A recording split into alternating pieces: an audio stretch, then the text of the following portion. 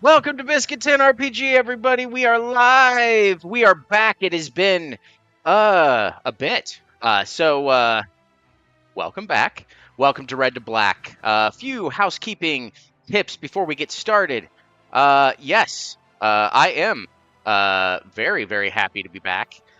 We just released Fractured Tapestry on DriveThruRPG. You can go to biscuit10rpg.com to find all of the latest releases among the many other multitudes of horrifying things that I will, in fact, subject my players to in the future. But that's not why we're here. We're here with Storytellers Forge's Black Ballad. Now, before we jump in, we're going to go do a quick recap of things that have happened thus far. During our last session, the party split. Some of them electing to go and talk to Dorian, the accursed king, for reasons mostly personal, and another portion of the party staying behind and either partaking in pocket brownies, because unfortunately the player couldn't join us, or, as this one did, impersonating the sovereign. The point is they both went their separate directions and they had conversations with various factions. Frankie disguised as a sovereign, decided to talk to one of the Legionnaires' liaisons. Figuring out why they were there, the Legionnaire was actually asking for the sovereign's permission to set up camp and help protect them versus the accursed guard. That is still up in the air. I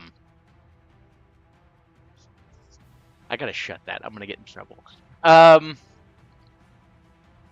Waiting for the actual sovereign to get back in order for that decision to actually be made. Augustine and Riva, however, decided to go out into the fields and find Dorian's campsite. Ashlyn and Dorian had a very enticing conversation, talking to each other in what started out as very terse conversation, but slowly began a dance of words, and a potential deal was struck.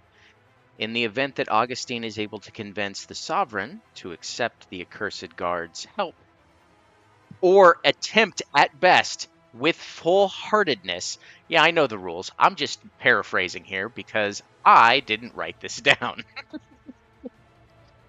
But a deal was struck with Dorian that in the event that if she is able to make that work out, though, Dorian did say that he would help them hunt down and put an end to Lacroix.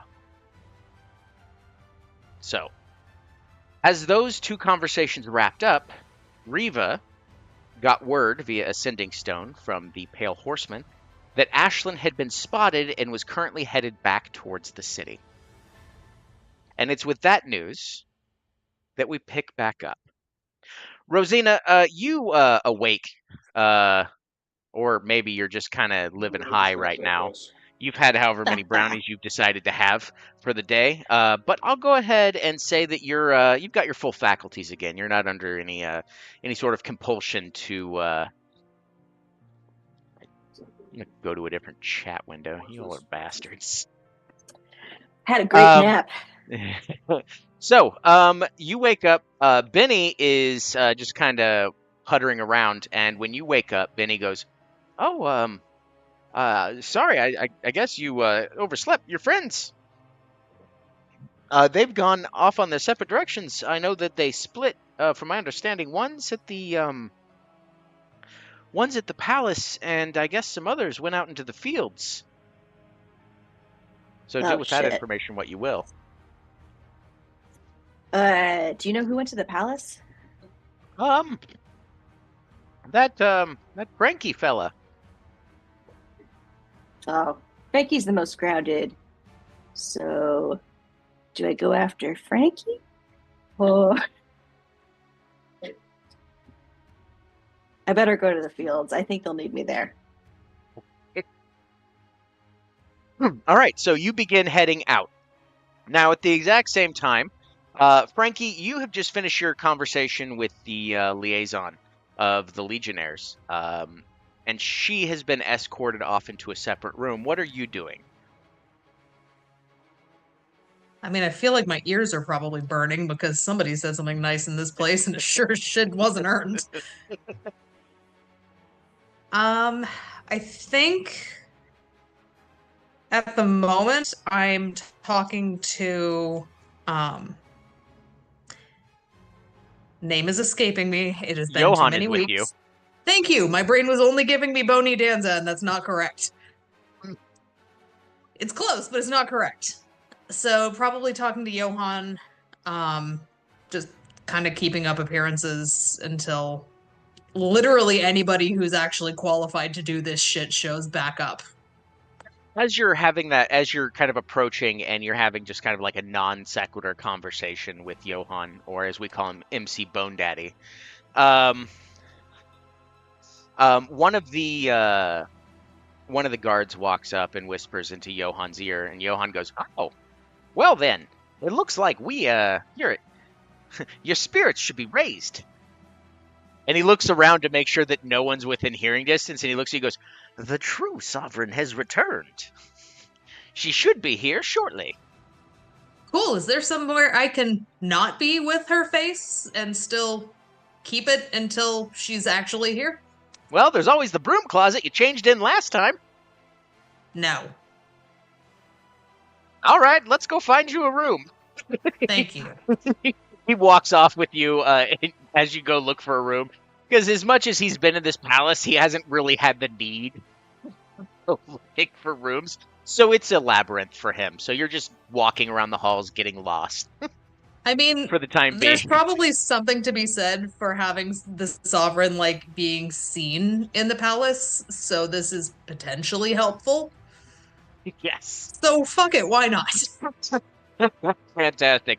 Augustine, you have just walked out of the tent, and I believe at the end of our last session, Riva had just informed you that Ashlyn has returned and is being escorted from the fields very quickly to the Obsidian Palace.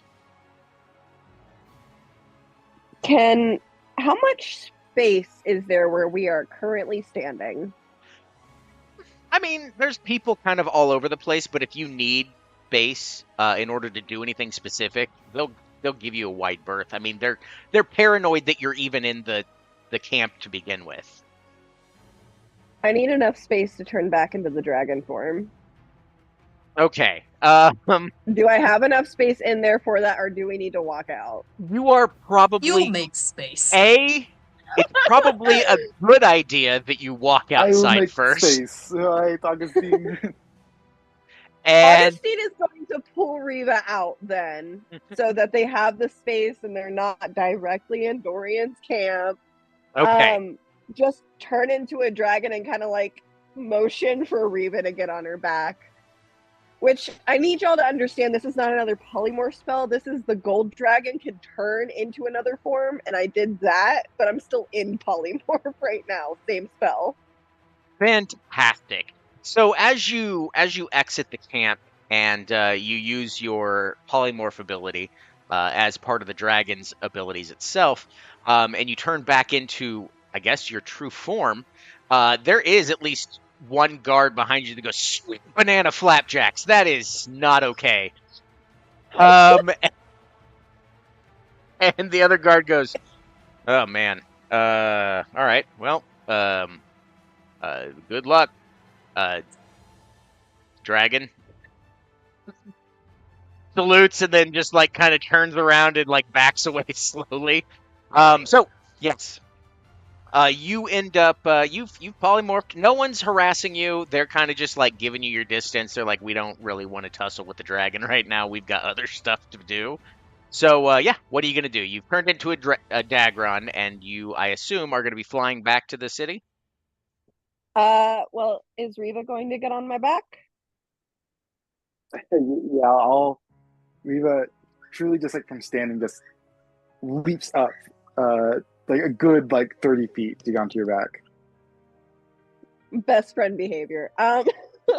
Augustine is going to take off and is going to actually try to not intercept in the way of like stopping, but intercept and like cross over where Ashlyn is being escorted and do a perimeter for them to add extra defenses on the way back.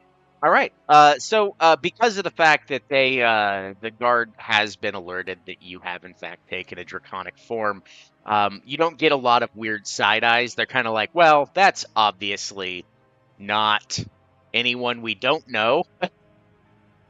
They obviously are.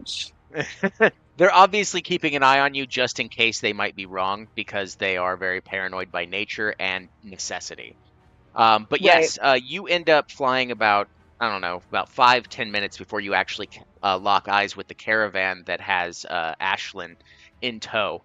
She is surrounded not just by running sentries, but also a fleet of gargoyle guards as well, monitoring the perimeter as well as flying around in the sky to make sure that no one attacks.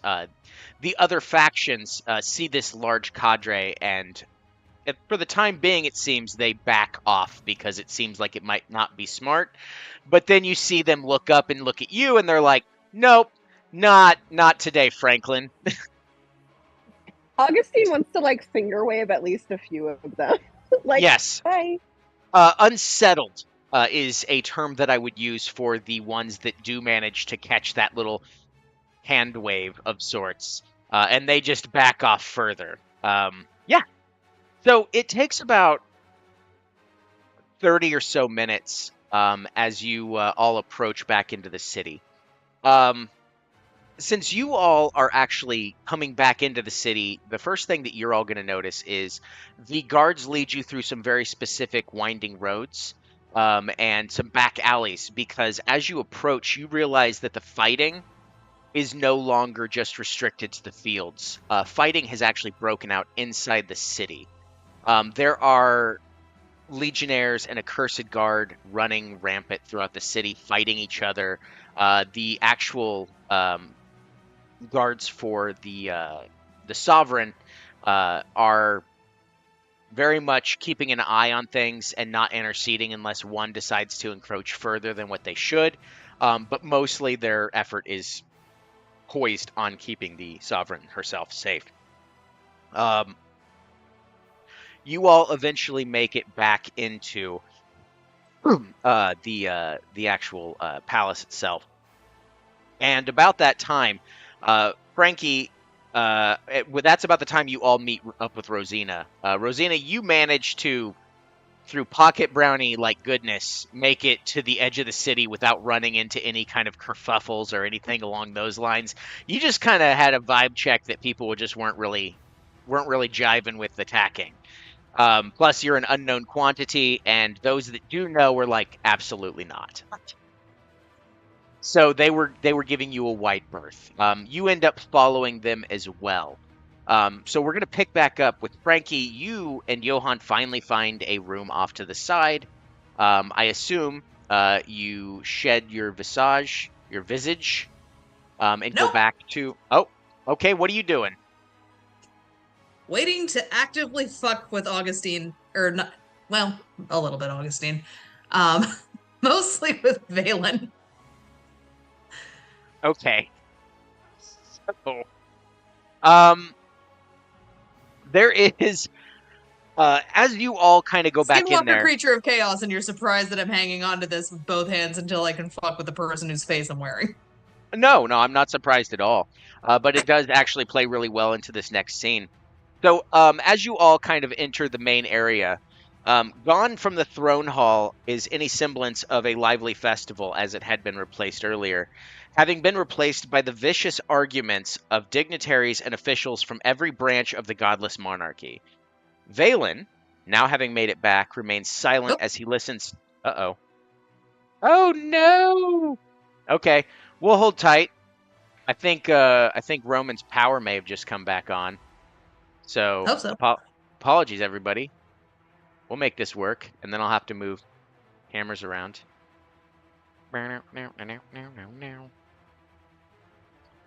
So am I arriving at the palace as well, or Yes, I'm you're off? arriving with Augustine and Riva. There we go. Okay. Hell yeah! And you're all in the wrong Yay! spots. This is perfect. Let's fix this. Nope, that's not right. There we go. August. Nope. Now We're I'm in the playing wrong spot. musical chairs. Let's I make am. it worse. Oh my god. I can leave and come back. We can all trade character sheets. Oh Hang my That would god. actually be fun. I did it. I did that once, and it was the worst decision I ever made in Red Opera. Y'all had to play each other's characters. That wasn't the worst decision that was made in Red Opera. Let's not lie about that. Right, fair enough. Yeah. All right. So I'll go ahead. Roman, what was the last thing you heard? Still muted, buddy. Oh It no! is that you Frankie's gonna fuck with us, and then like we're just cutting from that. All right, cool. So you all approach from different directions in the throne room. And I'll go ahead and repeat this just so we're all on the same page. Gone from the throne hall is any semblance of a lively festival, having been replaced by the vicious arguments of dignitaries and officials from every branch of the godless monarchy. Valen remains silent as he listens to both what is being said and the intent underneath each cry for revenge. The sights, smells, and sounds of open warfare provide an almost musical undertone in the background as Nox Valar is turned into a battlefield between legionnaires, accursed guard, and the Nixian guard, and other enterprising forces taking advantage of the chaos. Each new death adds to the torrent of souls swirling in the vortex above, each another tribute to the Scarlet Malice, bound to be recruited in this cycle of vengeance, or cycle of revenge. So, the arrival of Ashlyn in tow with Augustine, Riva, and Rosina, and the fact that now there seemingly is a second Ashlyn peering from the other side of the dais, along with Oh no, I am. If I'm on the dais, I am fully hiding behind that throne. So you're in there. They all stop talking as Ashlyn enters the room. Everyone gets real quiet and looks at all of you. Ashlyn turns to you all and says, well, to the ones that she can see, she goes, "We have much to discuss. Where's the other one?" I'm gonna poke Johan in his bony ass shoulder and just go, can you? There shouldn't be two of us right now, and this is gonna be messy if I change here. What do you want me to do? I want you to go out there and just tell Ashlyn that if this conversation can happen somewhere else, so I'm not in front of all these angry dignitaries as a doppelganger, that'd be really fucking cool. I mean, sure. He goes, all right. You're not wearing her face. Help me out here. All right. I mean, that was let me be honest here. That was a choice. And he just walks away back towards the rest of the call it people. A grin. I will slap it off of you. I rather like having a jaw. He walks out from behind the throne and approaches you all, and he goes, welcome back, Sovereign. The other one is currently indisposed or disposable. I never remember the turn of phrase, but they, he, them. They would like to speak with you all in private with I guess news. The dignitaries look at Johan and immediately turn back to you all like he's just caused idiocy to roll forth. So kind of what I was counting on. Yeah, I was gonna ask if I can roll perception to see if I can see Frankie. Or second Ashlyn, I guess. I mean, you're hiding kind of behind the dais. Are you actively trying to stay out of sight, Frankie? I am actively trying to stay out of sight of dignitaries. If my people see me, my people see me. Okay, so go ahead and sure. Okay, so go ahead and roll. You roll stealth, and Rosina, you roll perception. Good.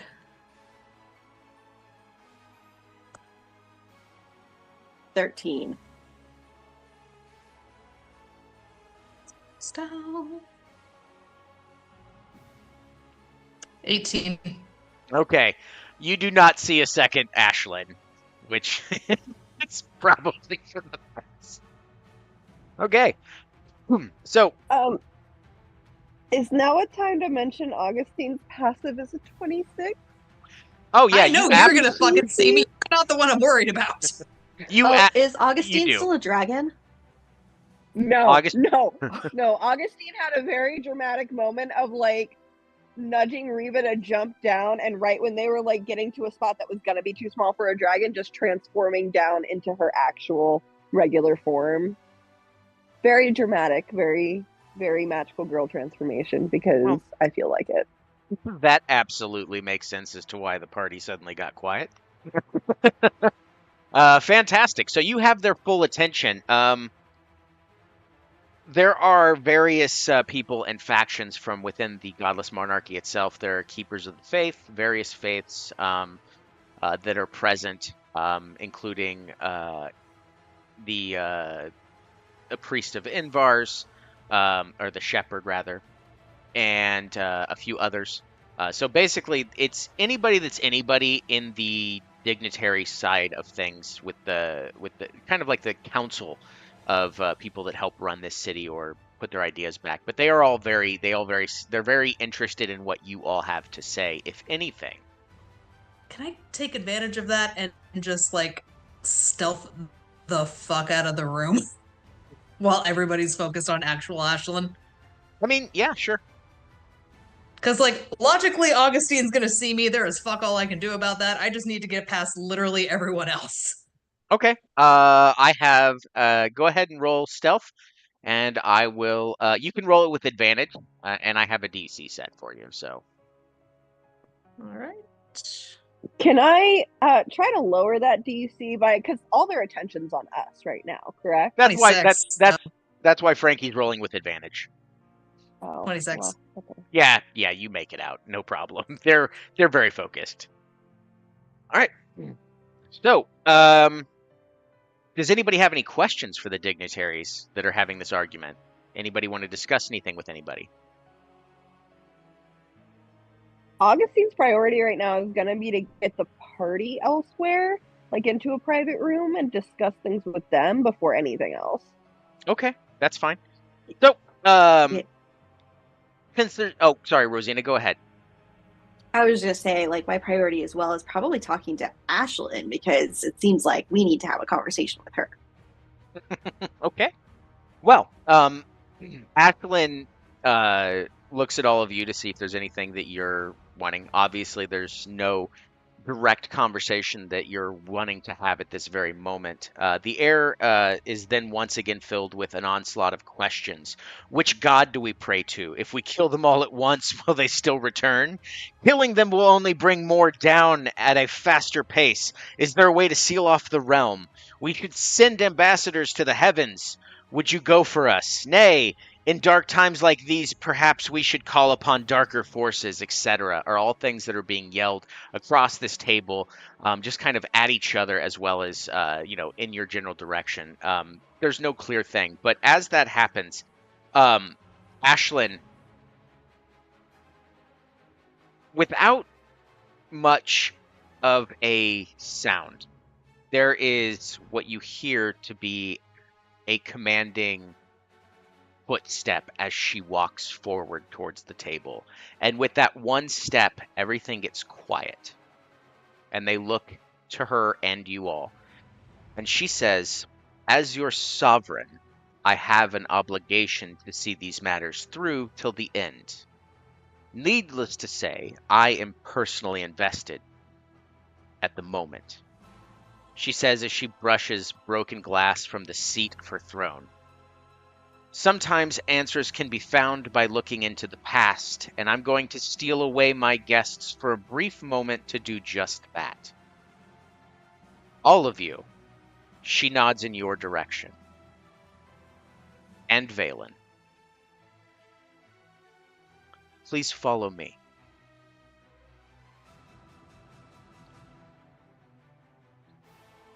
It's at this point, Frankie, what you hear this as you're kind of sneaking around a corner. What are you doing? Trying to clock where we're going. So, you see that she's leading them to a hallway behind the throne. I mean, would I have seen that door and tried that first? No. It's closed. Let's She go. actually walks up and it seemingly unlocks the door. So it's there's a chance that you could be hiding around it. And if you want to try to sneak in there behind the party without them noticing, you can absolutely do that as well. I'll give it a go. Okay. Like, I don't care if my party ends up seeing me. I just care about there not being somebody going, is there fucking two Ashlyns? 19. Okay. What's everyone's passive insight or perception, rather? 16. Okay. 17. All right. So far, you're winning. Augustine sees me. Let's not pretend. It's in the 20s. It's fine. If If Frankie is hiding near where we're like near that door we're about to go through, Mm-hmm. is it near enough that I could maybe do a little sidestep and reach out like I'm gonna touch the wall or something and kind of brush a couple fingers against them? Because I have a spell that can help with this, but it requires me to touch Frankie. I mean, yeah. If you want to do it without arousing suspicion, though, you would. I would have you roll sleight of hand. Sleight of hand. Okay, just a second. I backed out of the whole sheet. Hold on. Oh no! Okay. Decent. That's 25. Okay. Yeah, no one else is gonna see that. So Augustine just reaches over and like brushes 2 fingers against you, Frankie, and you go invisible with greater invisibility. Oh, that got so many problems. I can break that at any point. I know. So I do have one question. What are the components for greater invisibility? Oh fuck. I forgot about that. Because if there's any vocal or somatic, or is it just It's vocal and somatic. So like I mean okay? she'd say it under her breath. Okay. All right, I'll allow it. I mean, they're focused on that. Valen probably notices something's odd, but doesn't pay much attention to it since he's more focused on the Sovereign being back. Frankie has 1 minute. 1 minute. And then I just need it's through done. the door. It's fine. Right, so you were all led behind the throne and into a hallway. As you're walking down there, Ashlyn kind of, for lack of a better turn of phrase, waxes poetic about that this is called the Hall of Past Reflections. As you enter, you all gain kind of a momentary respite from the calamity and warfare outside. Ashlyn is noticeably more at peace here. The tension in her body kind of releases a little bit as you begin walking down this corridor. And this gives you all a time to gather your thoughts, as well as her.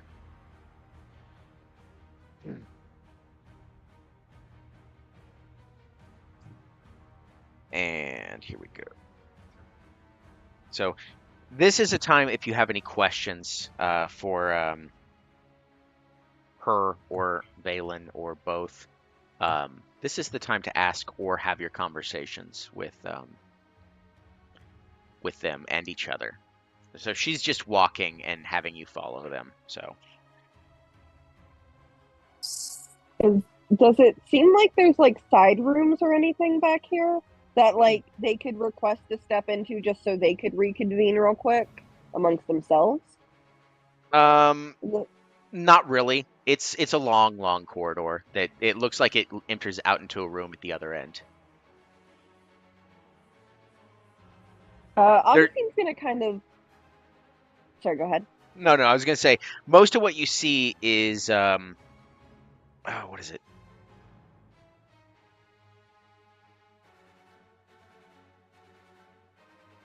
So there's what you see along the walls is a bunch of paintings, each with various names underneath. Based on what you can surmise and the way that those pictures and the people in them carry themselves, these are previous sovereigns.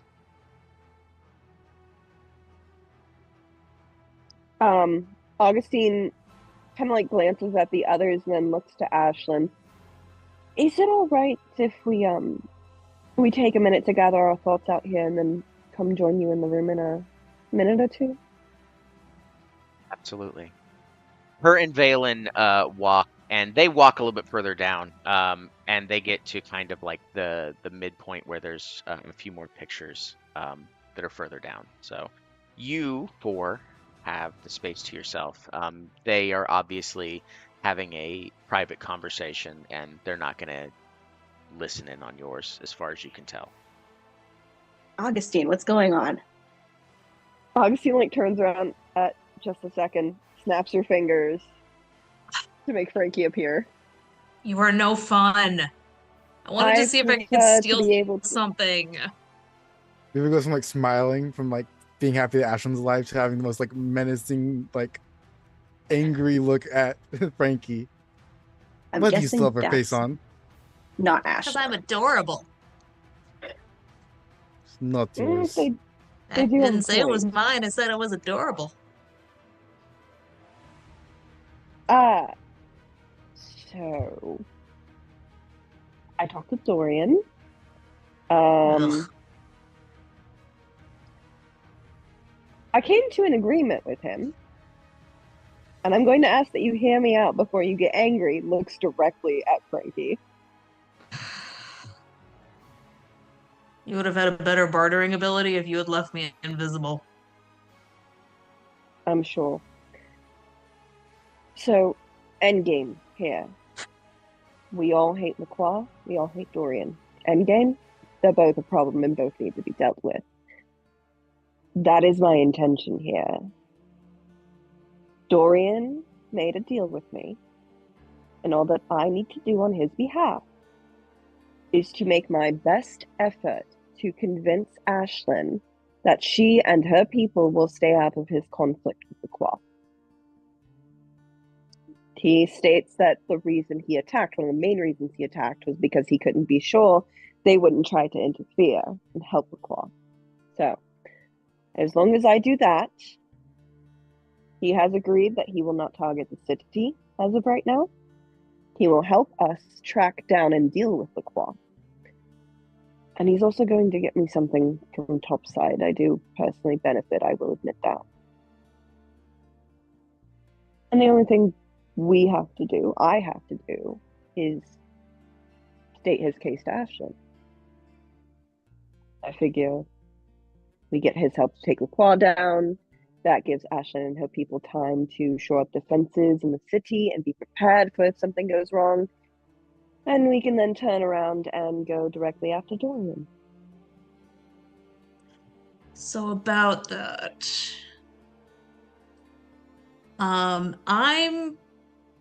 This wasn't just off because I felt like it. Like, What did you do? it's technically not what I did.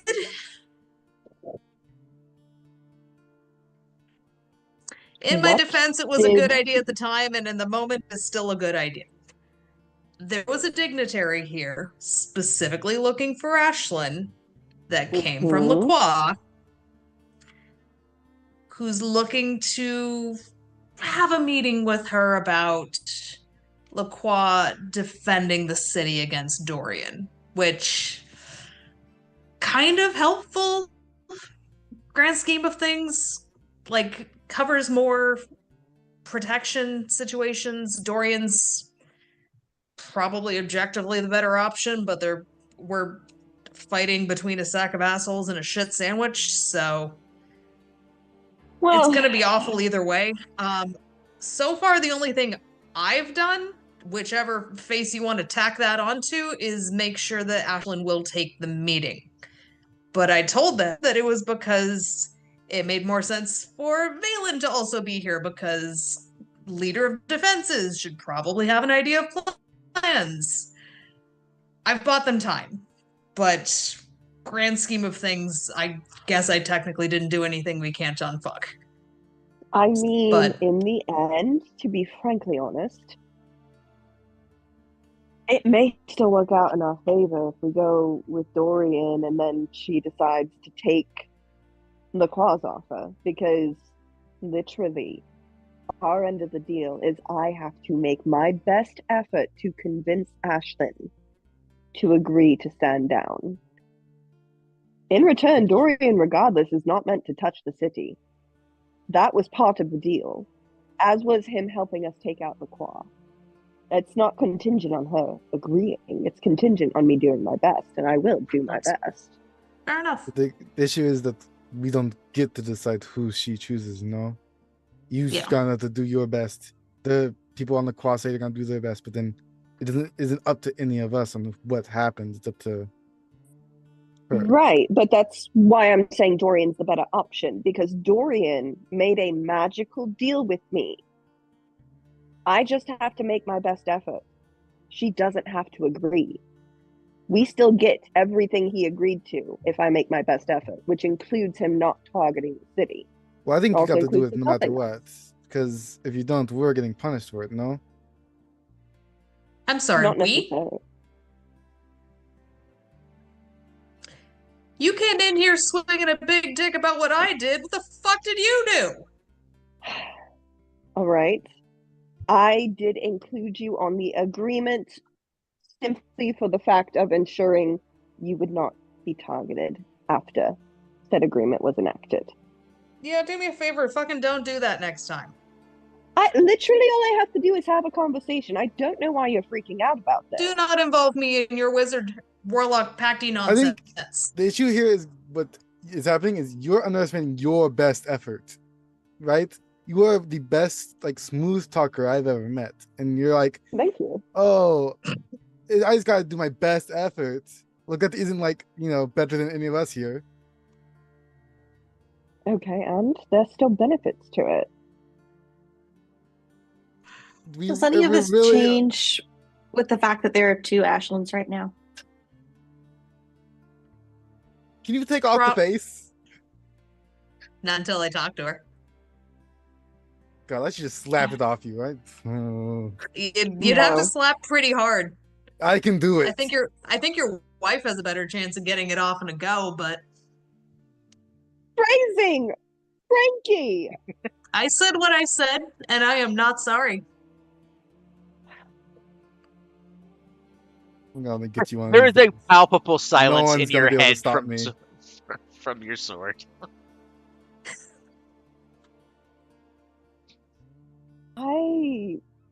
I am the friendly reminder why you should hit some children. I'm just saying. You're not a child. You haven't been Not one for anymore. at least a few years. How do you know? Because I know time. I knew you when you were a child. It's been 20 years. Therefore, you're at least 20. That would kind of imply that you guys were punching babies. Were you? Don't say you guys. puncher? Hold on. No, don't say you guys. I was stood up not to you, part of little that. shit. Why are you all punched hitting no children to children. begin with? It wasn't No, us. That's a valid question. Okay, it wasn't. It literally wasn't anyone that's here. That's the thing. We had a comrade back in the day who decided guess to that be fair- when He got really haven't angry and he decided to looked punch a for child. ya. We said don't do it, and he did it. and Unya was very adamant that it was a justified punch. Even Issa kind of agreed it was justified, but like, The guy was so very it became stubborn. a thing because apparently I'm the only one who wants to say we don't hit children. I love how often we get to 100% call back to Macedonia. this. But the point is, I'm not Okay, a child okay, anymore. we're So when going you to say stupid focus. things like that, I do No, get to punch you. Reba, we need to focus. All right. Now, we will still do a vote. I'm going to make my best effort regardless, but this vote's going to decide if we stand as a united front to convince her, or if I present one side and you all present another. So,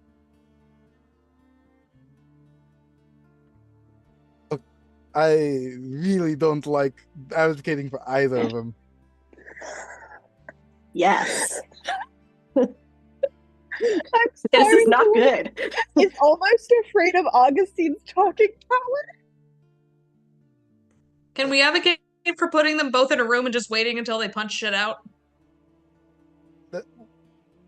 Who? No, that doesn't account for the stupidly loyal people who will certainly try to find a way to bring them back. Okay, Well, they fine. We already do it been in a punching public each other arena. out. Isn't that what's been going on for the last, few weeks? Yeah, a lot of people are dying because two stubborn men want to fucking whip their dicks around and see which one's bigger. And I vote we let them do that in a public setting, and whoever dies is the loser, and whoever wins, we go with their ass. You have to understand that they'll never accept those terms because if they lose, they don't want to lose. They'll just come back. Oh, people don't They want to will lose? just The hell you say? boomerang. They're gonna boomerang back here, and then they're going to cause shit again. That's a band-aid. I'm talking about an actual fix. I don't know if it's actual fix to have one of them have an allyship with the city and then have the other one be like, so angry they attack it. I mean, who's to say LaCroix would attack the city? I can say lots of bad things about LaCroix, but those are innocent civilians that have nothing to do with Dorian or his cause. He has no reason to do that. It's I not think an you haven't alliance either, met than it's a LaCroix in 20 ceasefire. years, so I think you're assuming a lot is what's happening. It's also not an I alliance. think both of it's a them don't care about ceasefire. innocent civilians. That much is Even true. people have been raining from the sky. I don't know if they care anymore about who dies. So you think LaCroix would attack the city because the city entered into a ceasefire with Dorian? Not Why an the fuck alliance, wouldn't a ceasefire. I think the man is so up his own ass and angry at him that he'll do whatever to get back at him. Then side with LaCroix. Speak to LaCroix's case. But I am going to speak to I think Dorian's both case. sides would do it.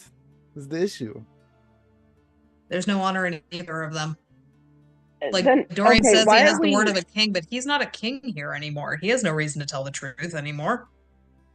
No. What's he gonna Okay. do? Lose Why face are with we- his soldiers? His soldiers don't care.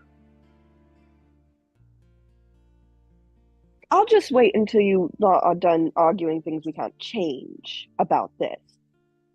We need to make a decision here. It's not all the bad things that can go wrong. It's these are the options we are presented with. If we talk about all the bad things that can go wrong, we're going to be here all the fucking rest of eternity at this point. I mean, We We we need have to the because- choice. focus on what's actually factually here in front of us right now and make a choice. The way I see it, Dorian and his men are grabbing people up when they fall down and trying to recruit them or like indoctrinate them on the way to the city. They're blocking the way into the city and then killing the ones they don't agree with, I guess, or are also like legionnaires. I haven't, as far as I know, the legionnaires aren't doing that. So I guess they're better in some way. That's all I got. But I don't Ultimately, like any it's of not this. going to be up to us, so we'll back your play, but there's other points that need to be made at the same time. Make your points. Like I said, the deal that I made only had the contingency of me making my best effort. You all hear a cough from behind you, like an attention grabbing cough. Valen looks and then perplexed for a solid beat. And Ashlyn turns back towards you all because she was facing away from you and was having that conversation. She turns and locks eyes with seemingly herself. Well, one of us is going to have to go change.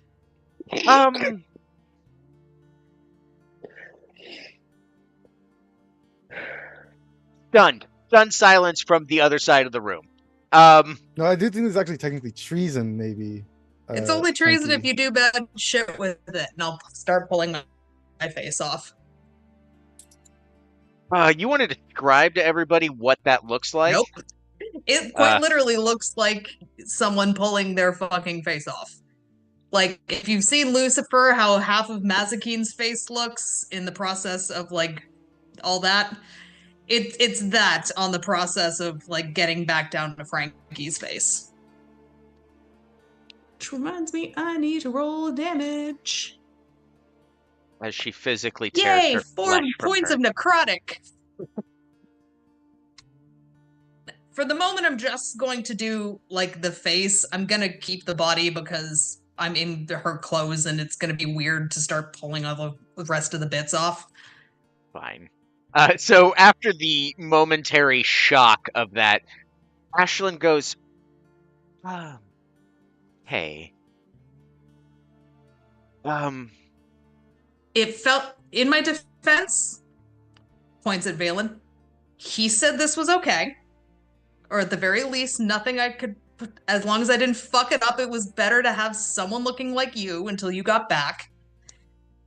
Also, I may have taken a meeting, but I just kind of pushed it down the line because it felt like something you and Valen needed to both talk to them about. And since he obviously wasn't here, that was an acceptable answer to them. Oh, hey. Did my best. Sorry. And you're welcome. Oh, it's fine.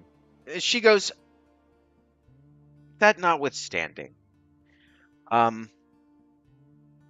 I first need to acknowledge the great deeds you've done for this realm thus far.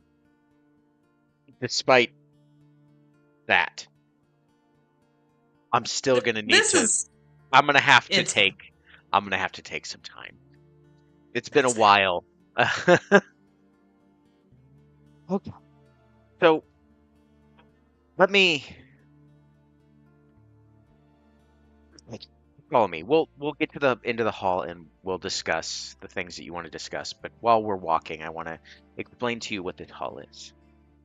So as you're walking down the hall, she's pointing to things, and you notice it's not just paintings. At first, you didn't really catch on. You just thought maybe there were statues or whatever. But there what appears to be statues of gargoyles, um, and they have names under them as well. As you're walking, she goes, "These are previous sovereigns and their arbiters. In some cases, arbiters serve multiple sovereigns. Now, I know that you're all relatively new here, so I don't know if you know the nuances on how all of this works. Um, this realm was created uh, by Nixia, and the she's the goddess that is all but forgotten in the lands of the living. Um, it was only meant to be a temporary place. Um, the other gods had promised Nixia her revival would come when a solution to abrupt transitions between life and death and reincarnation was found. I don't know if any of you have ever died prior to this, but if you have, you would have already been here once before, or however many times you might have passed on. Um, Normally, when people are revived, their memory of the sunless crossing fades from their minds, so people never have to deal with the pain of waiting, only remembering how they died.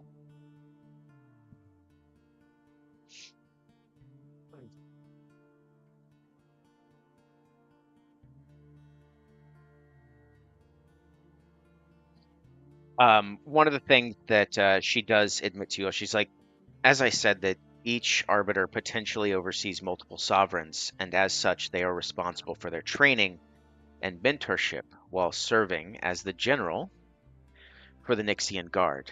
And in some cases, uh, arbiters wield more influence than the sovereigns themselves. Um, Sovereigns actually only reign for a period of time um, that they should have been alive. The remaining time on our clock. We've all met some untimely end before we should have. And that's how you become eligible, so to speak, to become the sovereign. How do you know? How do I know what? Like, how do you know that your time was taken prematurely instead of this just being what you're fated to be? As you die, Like, and how are you supposed to die? yeah. She looks at each one of you and she goes, it's something that the realm can kind of bestow upon you knowledge wise if you've been here or you undertake. There are people here that actually do the research. I've been told that all of you have made it here before your rightful time.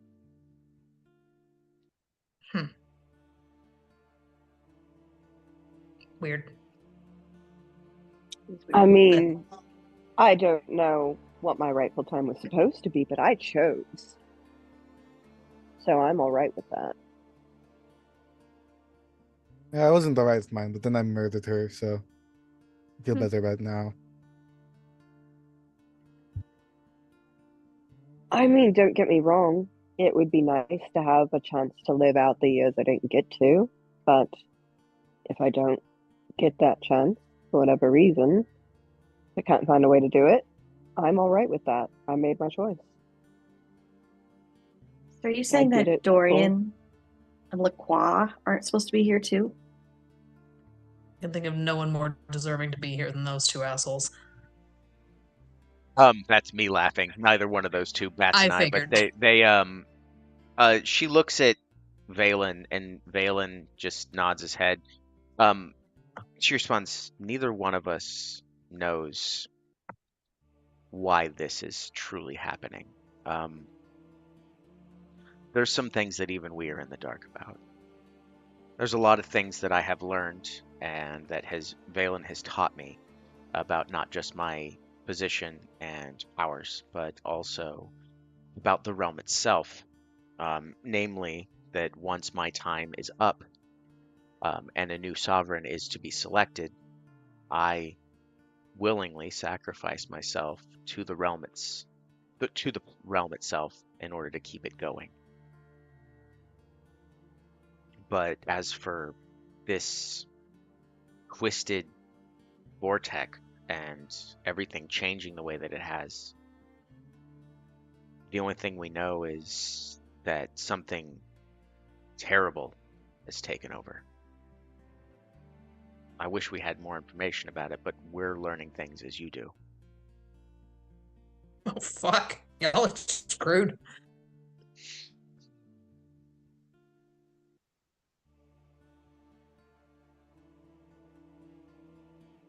You said something about Nixia?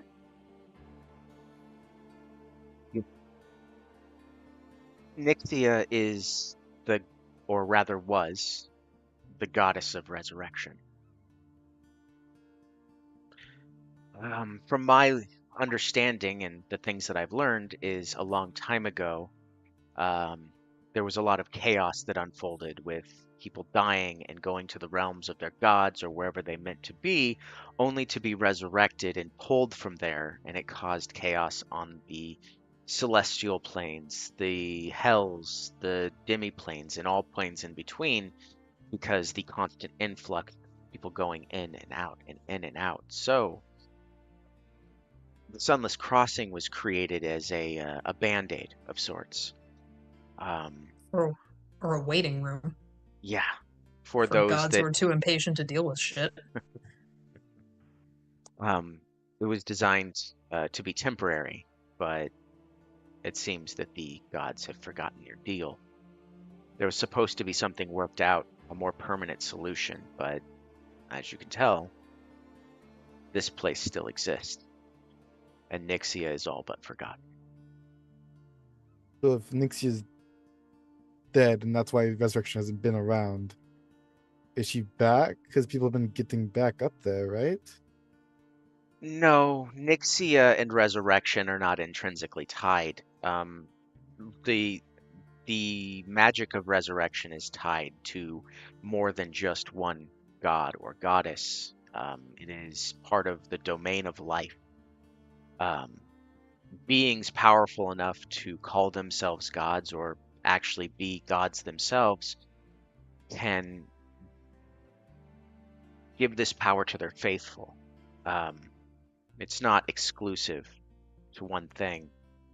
It's just that we had in Nixia someone who was willing to try to put an end to the chaos while the gods figured out how best to handle resurrection.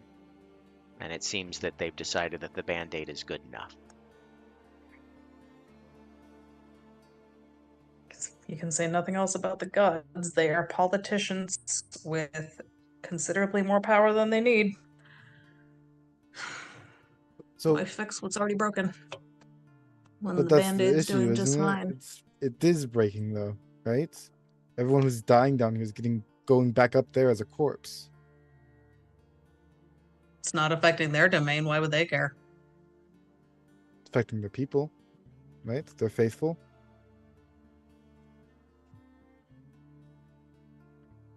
How did you find out about Nixia?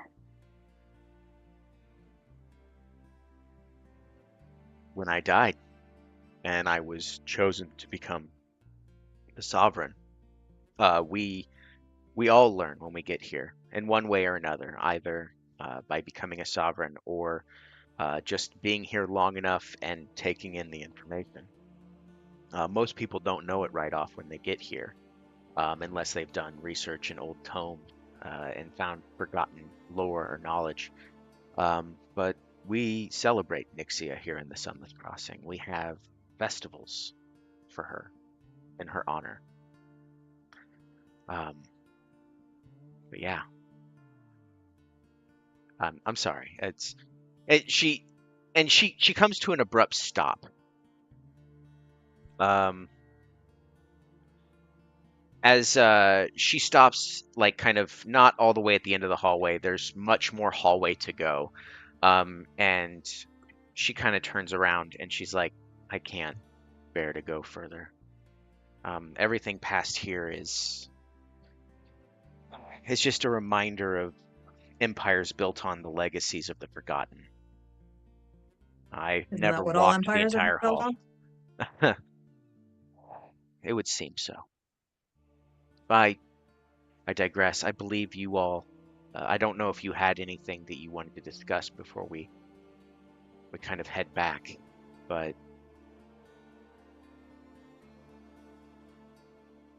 I'm willing to listen. Augustine kind of glances at the others in a kind of indicator of like, y'all go right ahead. You have a meeting with Elena, the Brand of Truth. As far as the Legionnaires, they are looking to potentially help defend the city. That was quite clearly out of my purview, but was technically within yours, so that got paused until you and your buddy. What is he to you? Like situationally, is this like a thing? So Not there's important. Can I elbow Frankie really hard in the stomach? That's fair. I'm just gonna fucking take it. Yes. Elena, Brand of Truth, she's in a room here somewhere waiting to talk to the two of you because y'all are in charge, and I can put on a good face and hopefully not fuck things up. Okay. That's what I got. She looks at you and then the rest of you and goes, I mean, I don't know much about the Legionnaires. I assume that you all have worked with them or been around them before? Legionnaires as a group are good people. Their leader is not. Like, if there's a way you can work with those guys outside of dealing with Lacroix, which potentially doable, like they're big on loyalty, but they're also like pretty good about not murdering innocent civilians, as good as one can be, I suppose, in a war. But I don't know. I worked with them before. The people, they're not wrong. The people inside the Legionnaires are, for the most part, very good people. But yeah, the people are Lacroix- honorable. The leadership Lacroix could he's a probably die in a jackass. fire and have it be better. But you know, But I you don't can't know say how much well better you're about going to get Dorian, one so. without the other. Okay. I'll take that under advisement. Is there anything else? I think Augustine wanted to tell you about something.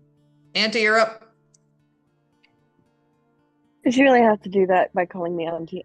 Anyway.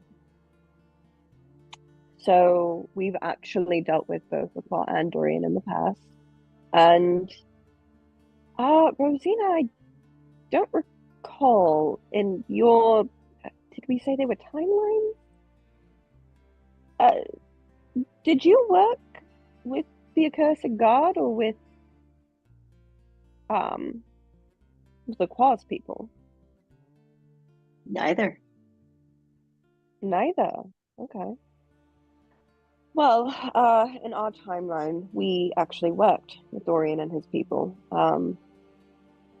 I spoke with him earlier, and I stressed to him that there's no reason for him to be attacking the city, and that there was no need for you to be involved in the conflict between them. He's willing to do a ceasefire. He is fully willing to completely ignore the city, not touch anything in the city, and just go straight for LaCroix. We will also be hunting for LaCroix. Now, I agreed to bring this to you, but it also comes with an addendum from me. They're playing checkers. We can play chess.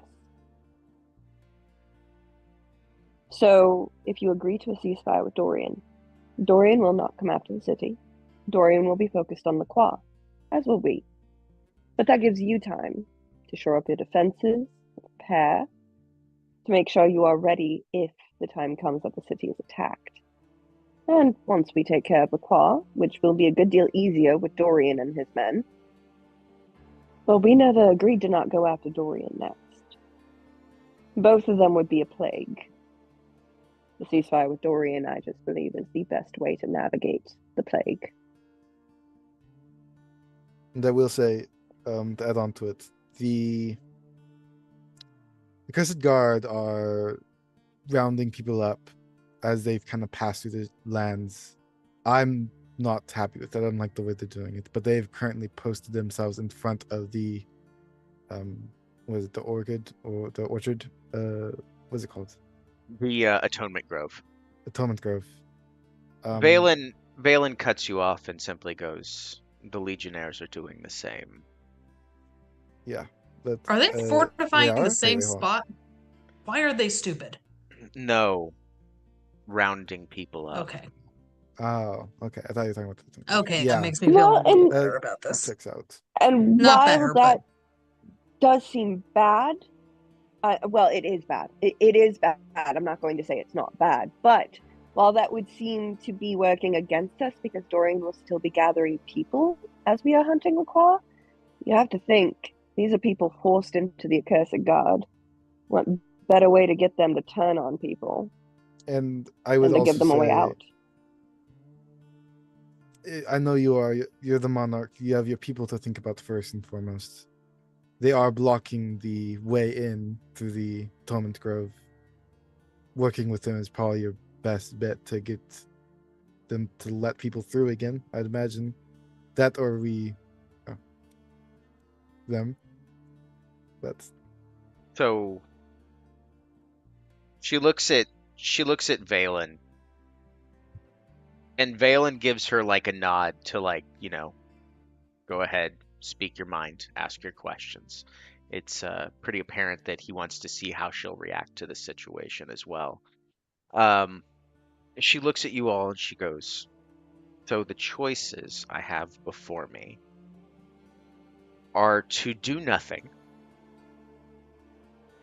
and continue as things are, hoping that they are too busy with each other to pay attention to us, or the chaos continues to unfold in the streets, which it's going to do anyway.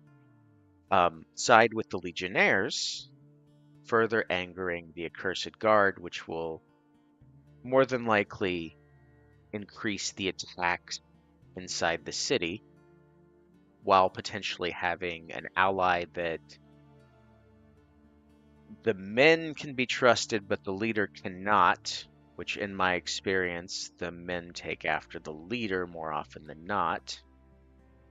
Or I take a deal with this accursed king. He leaves my city. Do I have guarantees that his soldiers will leave my city? That is the intent of the ceasefire.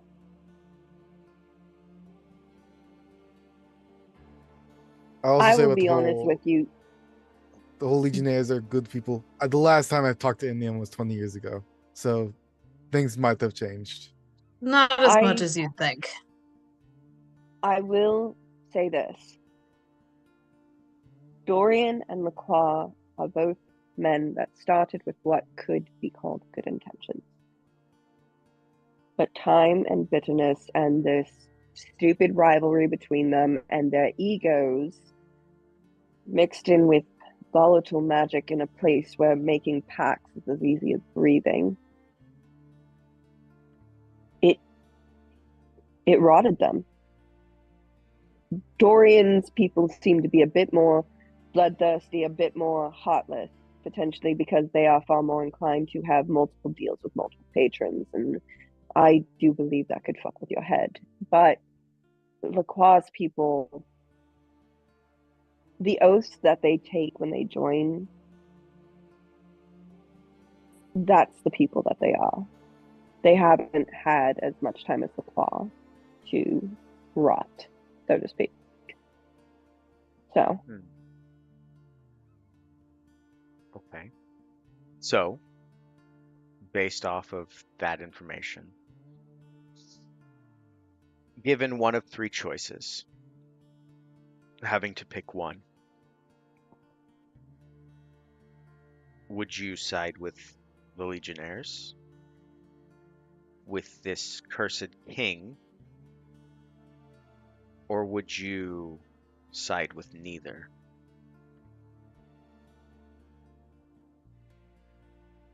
what would we personally do? Yes. Each of us? I would do as I advised you. I would never advise something I myself wouldn't do. I don't trust Dorian. I don't, to be frank. But, like I said, let them play checkers. I will play chess. That is what I always do. Okay. She looks at the rest of you. I am no monarch. I am at most a warrior. The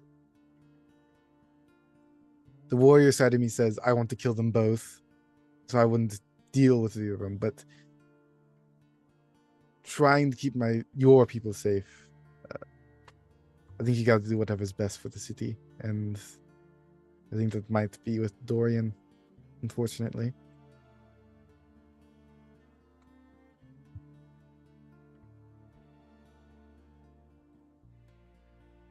Looks at you, Rosina.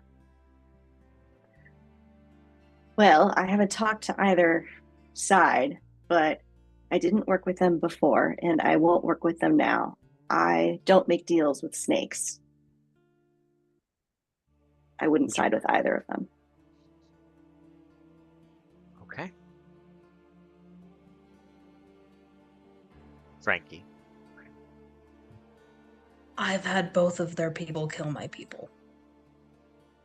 At this point, I don't care which of them wins or loses. I would be more worried about what is the least amount of damage that either of them will cause to your people. Because people have already died getting here for them, and they're continuing to have to die because of them. And that is a cycle that's worth breaking. However, it can be done.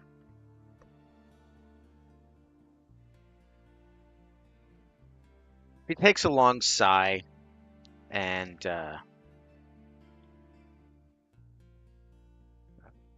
one second, I gotta make sure I get this right.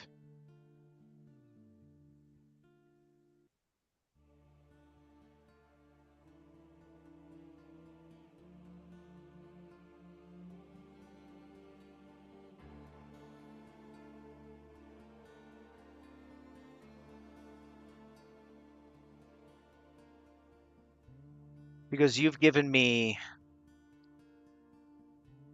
a lot to think about.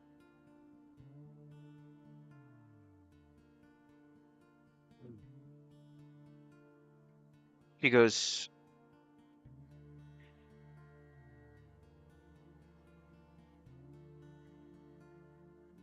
I'll ponder both of these as we walk back. The journey back is quiet and contemplative as you make your way through the Sunless Crossing's history. As you arrive at the throne room hall, the debate has ceased. A hand-drawn map of the realm rests on a clear table with several Nixian guard, placing markers on it to represent areas heavily impacted by the fighting. Ashlyn steps forward as forward to address the assembled, leaning on her massive mace that she's pulled from the side of her throne. She says, "In time, we will be all but a memory. But like countless other sovereigns before me, I have a duty to die for this realm. If these lost souls insist on disrupting this place with violence, then we must greet them with proper etiquette. No, the etiquette of war." A slow, soft clap breaks the silence. Eyes quickly turn to a figure unseen until now. Dressed in bright purple robes with swirls of gold, white, and white embroidery, a blue-skinned tiefling hides their face behind a I just lost where I was. Behind a porcelain mask.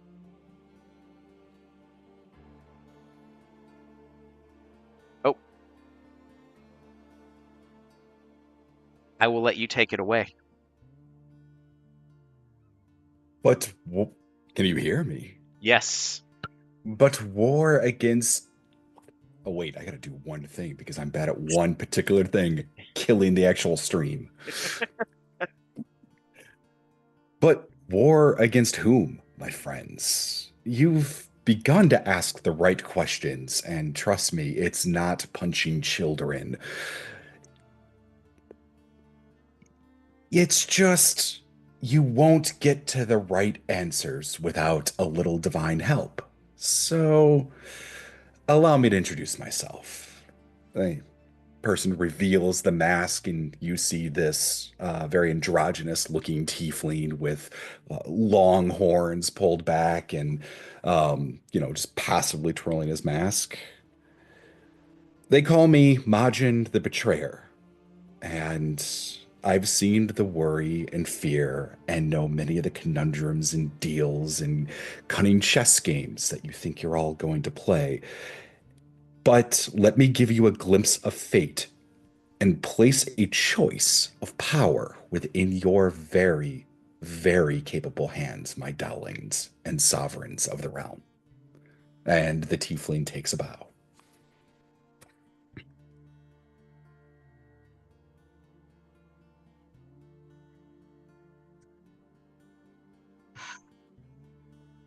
Can I make a history check to see if I know who this asshole is? So you Guys, can. look Augustine in the eyes, like make eye contact, and be like, "Am I fucking seeing things?" Augustine just like a tiny little head shake, like, nope, they're there. I'm gonna guess with the Gosh. 14, I don't know shit, but still. No, you actually do. You never directly really interacted with this particular person. But you knew of them. They made themselves well known within the court of the accursed guard and Dorian, as well as many other things, as kind of a liaison of sorts, a very fast friend of fate herself.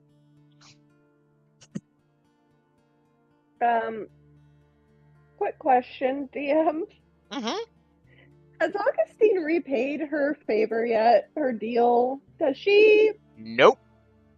No? This is No. probably the first time I've seen Majin, isn't it? Yeah, this is the first time since then. The one thing that you all know is that you all have, with the exception of Frankie, you all have a hanging deal that does not have any specifics tied to it. Augustine just pinches the bridge of her nose. If I said, please, no, not right now, would that make a difference? I feel like it's not going to. Well, really, this is the sovereign's chamber, and I would never interpose upon the will of the ruler of the Sunless Crossing and her beloved arbiter. And I only need but a few moments to speak if I could at least pick everyone's ear, as it were. With a They're being flare of his wings, Valen quickly moves toward the gaudily clad newcomer and yells, "I have no patience for this day of riddles, you interloper." But before he can continue or violence erupts, Ashlyn speaks. "Hold. I would hear what this self-proclaimed betrayer has to say," she says calmly. It is a title I wear proudly, but not for the reason that most people understand. And this is all but one very big and unfortunate understanding. It's a symptom of a larger issue.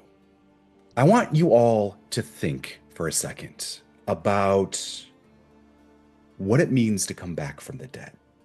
Now, I know that the Accursed Guard and Dorian and the Legionnaires and everybody down there is fighting. I have seen them for decades, and Majin kind of steps away from Valen, just like casually, and curiously, his eyes fall to any food that's still scattered around the table with just a peak of curiosity.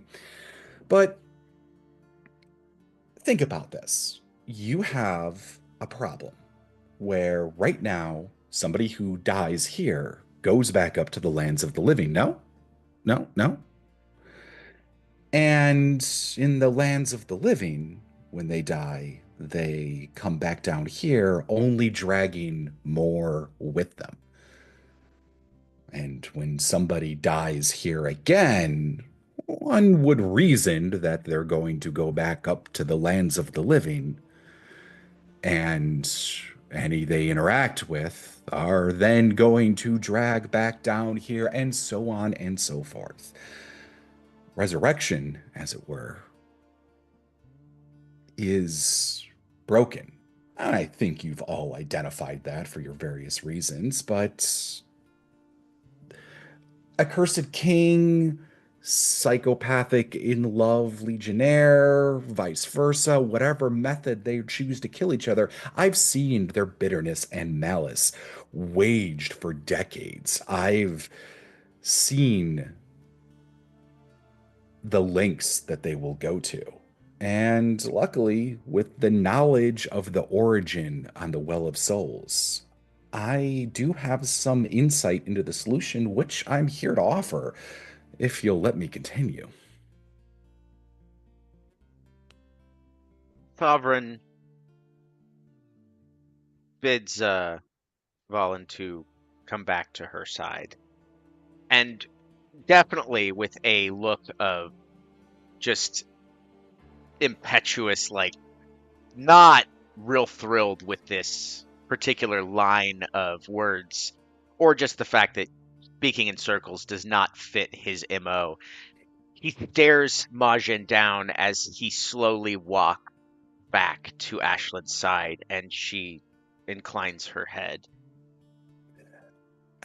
I'm used to speaking in a court full of patrons, so excuse me as I'm not as direct as a paladin would enjoy, but I'll try to get to the point without belaboring it too much. Each of these people here that you have taken on as cohorts of yours have something of familiarity with the Well of Souls and people like Fate, right? These are things that exist that you have all encountered, and Majin looks to each of you. I don't know about Frankie, but yeah. I am the outlier and should not be counted. You know Well, it's true. somehow I sense we're very similar kin. We both like wearing different faces. And Majin quickly turns into a beautiful girl and even a different form, but all of them still blue, as a quick sort of showcase. Yours doesn't hurt. Regardless. That doesn't seem fair. Regardless, unfortunately, this is more than a mere curse or a disease. You can't simply wave your magic wand and end it. It alters the very existence of the ballad. And have you all heard the song in your dreams? Have you all heard the tune? All of you, when you hear that question, think back to that unfortunate dirge that Augustine recalled and played, and not only scared the bejesus out of you all, but also the people around you Say the song in the Um, fields. I think Augustine almost starts to hum it, like that very first note, and then stops herself. It was like that unconscious, because she's a musician, she's recalling a certain little ditty, and so she's starting to hum it. It's like, nope, nope, we don't do that. We're not going to do that. We don't need anyone afraid. That's right there. Majin like quickly gets right up next in front of Augustine. Almost if like this song and even the illusion of the hum like made him morbidly fascinated. And Majin kind of looks and studies Augustine curiously and says, that right there, that is the Scarlet Malice. And it infects anybody who it touches or it's heard, but it's not something you can wish away with a spell. And left unchecked, it would be morbidly fascinating. All mortal realms eventually destroyed and devoid of all life. Every soul finally descending and crashing into the sunless crossing. Gods no longer having followers. It I can think of some would gods who deserve that. would be interesting to see, but how long would those in the living world hold out before society collapses? How how long would people seek deals with devils and demons to try to buy themselves a fraction of immortality, to see the sun once more? Eh, Even then, that won't stop it. And so Dorian and Lacroix killing each other out in the fields and their legionnaires doing everything, you going to war with them. All of these things will only hasten the downfall of all realms. And it will only be a matter of time before larger divine hands step in. But I don't really think that they can necessarily solve it themselves because they have. What did you say earlier, Ashlyn? They've forgotten about her. Because everybody who leaves this realm forgets about this realm's existence. Not unlike some of you that I'm very familiar with. But it may seem easy to simply pray for a solution, get down on one's knees and beg a God for salvation or a divine miracle. And some of them may have that power, but at best, it would be precariously kept at bay until every deity drawing upon the gifts of life and death relinquish them. Possible? Is there enough time for you guys to go to every realm? Valen, do you have enough messengers to send your Nixian guard across every plane of existence to every deity that dips their little gangly fingers into the realm of divine magic? Because few gods even understand that they themselves are not the power that they're channeling to their followers, but merely stemming and controlling the rivers of the power of domains, the very essence of the universe. And to end this current problem, to stop the tide, Majin finds a broken piece of fruit from the earlier element on the floor, picks it up, chucks it in his hand. There's an alternative to bartering with divine greed and trying to convince petty gods that they should step in, solve the problem, remove resurrection, and maybe even find a solution for you there, Ashlyn. You just have to go to the domains of life and death and convince the very domain itself to turn off resurrection. I'm sure you guys can handle that, right? Valen Is that how the looks. Shadelands happened? Sorry, I didn't mean to interrupt you. Just real quick. Valen looks incredibly perplexed. Ashlyn looks concerned. Now, Frankie, what was it you just said? Is that how the Shadelands happened? Oh, no, no, no. The Shadelands happened for far more simple, far more wonderful reasons. And, you know, Wonderful, huh? Yes, wonderful. But those are dreams of other mortal men that are best kept as their secrets, one would say. So you want us to go to this realm and turn off resurrection forever? And that's the solution? Well, that is a fantastic solution. I mean, think about the implications of this, right? If maybe the reason realms never change or nothing ever evolves is because nobody ever dies. You're always brought back. How many kings have an infinite hoard of treasure that they just pay their council members to bring them back when they get assassinated? So why would a tyrant ever need to change their behavior? Why would a god ever need to be any different when their cultists can revive them? How Tiamat's up to what, 6, 7 now, and let's not even get started on Loth. Jeez, it's like once a week. There is something to be said about the fairness of only having one life to live. Now, temporary, permanent, I can't make that call. Uh, but what I can tell you is that I don't think that anybody has ever told anybody until I've walked into a throne room and uttered these words that the domains themselves are aware. Gods dip their little fingers in them and channel their little powers. And sometimes domains kind of get worshipped enough. People listen to them, people ask them for help that they spawn avatars. And the avatars then in turn become gods. But the avatar is still just a tree branch of a domain. The domain itself still is the true cosmic force. And here in this realm, the Sunless Crossing specifically, you can get to the most two critical domains. Well, not all of you. Uh, some of you are dead. The Nixian Guard isn't. And the domain of life, only the living can enter. And the domain of death, well, you kind of have to be dead. And Majin's eyes just look right at like Ashlyn and the four of you.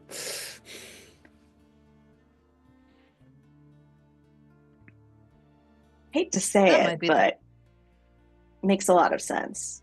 This is Might a be lot the- better than siding with the Legionnaires or Dorian. It also might be the first we're actually qualified to be. Dead is something we're all good at. But does that really stop the war? Won't they just keep fighting down here even though they can't go back up? Well, so what happens, Vol and Ashlyn, what happens in this realm if you keep killing each other when you can't go back up? Eventually, you unravel. Um, Valen has a very stern look on his face when he says, "The realm has safeguards. We obviously know that death, even after death, is a possibility here, and chances are given to try to avoid an untimely death.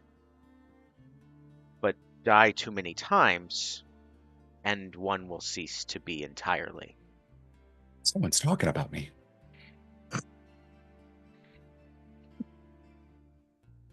Oh, sorry. I'm sorry. I'm sorry. Big, tall, handsome, and green. Very annoyed with Aw. you.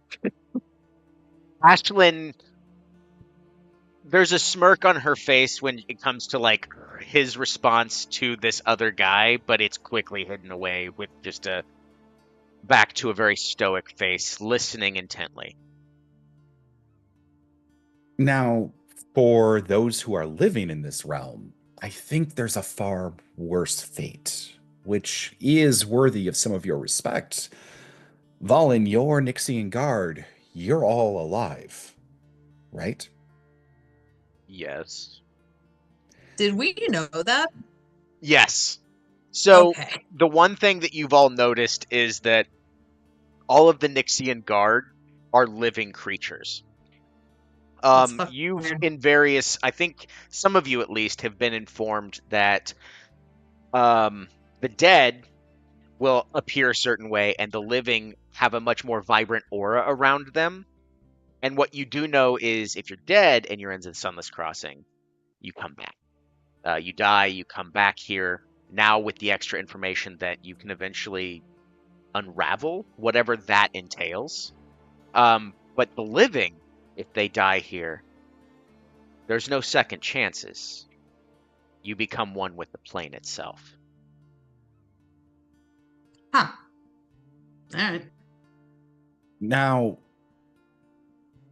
on this one, what I'm about to say is going to put everybody, living and dead, on equal footing. In order to go to either of these realms, I can guide you to one of them. The Domain of Death and I are familiar with each other. We occasionally have had conversations. Life and I aren't on as well speaking terms. And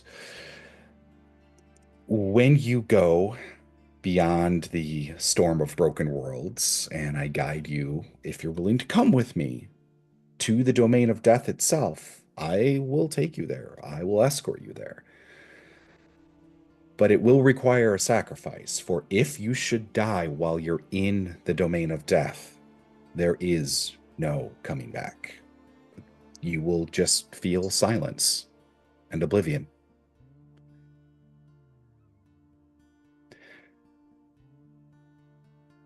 I'm down. I'm not scared of. I'm not going to die. Not again. All right. But I have a question for you, Majinn. You're here because why? Gentle heart. Feel like you should help everyone all of a sudden. That's not you. What do you know of me? I know that you pop up whenever you want to get what you want, and then you disappear, and now you're back again. So what do you want? I That mean, is- truly, who among us can say anything otherwise? That is actually semi-true. I pop up whenever something and somebody wants something that finds themselves in a crisis of a situation. I mean, after all, I am a patron. I am a tiefling and I am a betrayer. So clearly, I'm just going to lie to you all to get exactly what I want at every single moment. And that's why I've served in Dorian and Lacroix's court for, I don't know, how many cycles has it been now? I've lost track of the time. The only thing that I found fun was this delicious brand of cooking that people keep bringing in, and fate was an absolute delight. No, the truth is, Riva, is I pop up wherever other people need something because I know your dreams. I know the And that got fears. creepy real fast. I know what people need, anybody who's had a connection to the Well of Souls. Every human, every devil, every angel, every fae. It's noisy, and I'm tired of people floundering and wanting something. So I decided it's just a much quicker shortcut to get right to the solution and say, hey, I can make you an offer and I can show you the thing. And what do I get in return? Experiences in silence. There it is.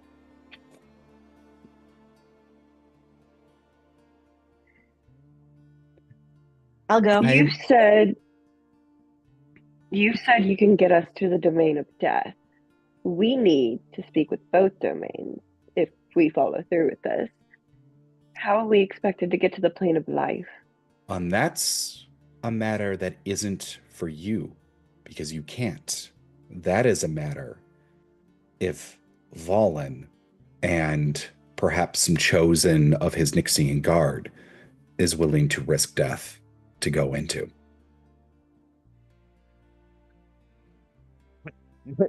Valen looks at Ashlyn, and there's an unspoken, there's a nod. And not so much like defeated, but more like, yes, your grace, sort of like vibe comes from that. Um, as Valen leans over and speaks to one of the other Nixian guard, and that guard hurries off as if to go deliver a message.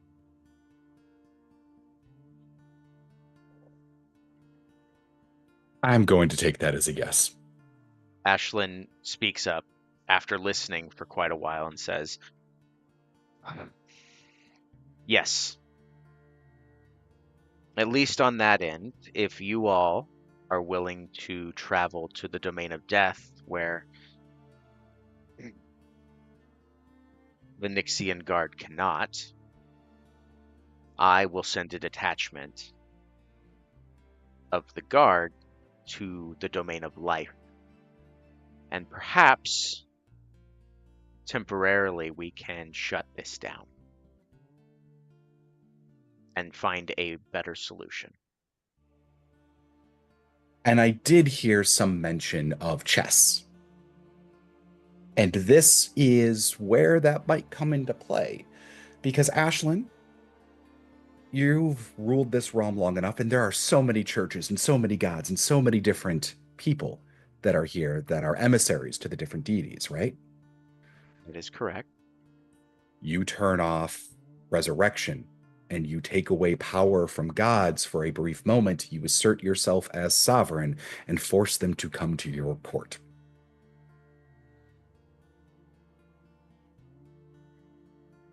Valen looks very dubious at this, but Ashlyn does not give anything away. She simply stands up a little bit straighter, as if considering, but gives no telltale signs of what decision she's made in her mind. Either way, this will at least stop people going from this realm up there, back down, back up, back down. And Majin turns around and starts walking out of the throne room, back up, back down, back up. I'll meet everybody that is coming with me to death outside the Onyx Requiem tomorrow. I would say dawn, but there is no sun because it's the Sunless Crossing. Sunless Crossing. And Majin just keeps humming to himself as Majin walks out of the room. Okay. So,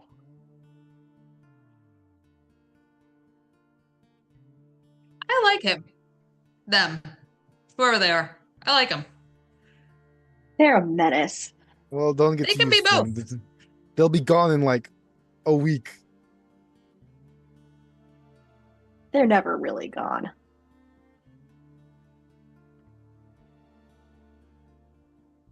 so, Ashlyn looks at you all and says, we are currently getting a detachment together to head towards the domain of life. If there's any preparations you all need to do, or if you can gather information about this domain of death, maybe someone in the city knows more about it, please take your time to do so. I guess if you are intending on doing this, we will be in your debt, especially if we manage to pull this off. And I then mean, we can if we start don't, we're working. all dead. What do we care? It's true. And then we can start working on how to Almost deal something with to lose, the but okay. outside forces.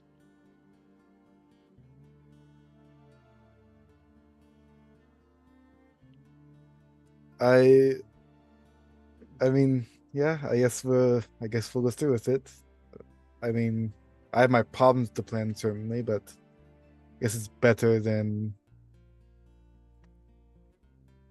I don't know, fighting two wars forever.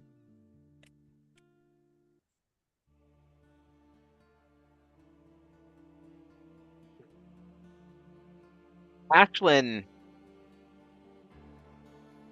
nods her head towards all of you and she goes, I believe I have a meeting to go take care of. And she looks directly at Frankie. Did you want me making choices for you? No, I'm going to postpone until we determine the outcome of this. Can I I ask will you leave you. something? Yes. he was talking about the people going up and bringing more down. I'm not. Maybe I'm just out of the loop. What is that about? So, from what we've seen and what I've seen is this Scarlet Malice, as it's called. It infects or has infected everyone and everything in the Sunless Crossing. And from what I experienced, and Augustine, if you can correct me if I'm misunderstanding my own experience, um, instead of going up and then coming straight back down, which is what normally happens, we actually inadvertently end up back in the world of the living in some sort of husk of a living or now undead creature. And when we are killed, reports have come in that those that have killed or interacted, depending on the creature that was killed, the sickness spreads. There are reports now that people that were not killed initially by those returning they have veins running through their arms and their entire bodies that are just stained red, and they slowly go mad, and then anywhere from like 1 to 4 days later they just drop dead and they end up here in the Sunless Crossing. And every time someone dies, it goes back and repeats the cycle, grabbing more and more people. The only outliers we've heard of are the Unhallowed seem to be unaffected entirely by this. And she looks at you, Riva, and she goes, the Soul Stitched seem to be empowered by it.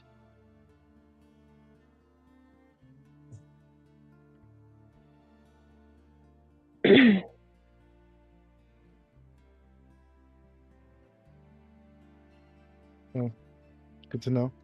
Suppose. Insight check.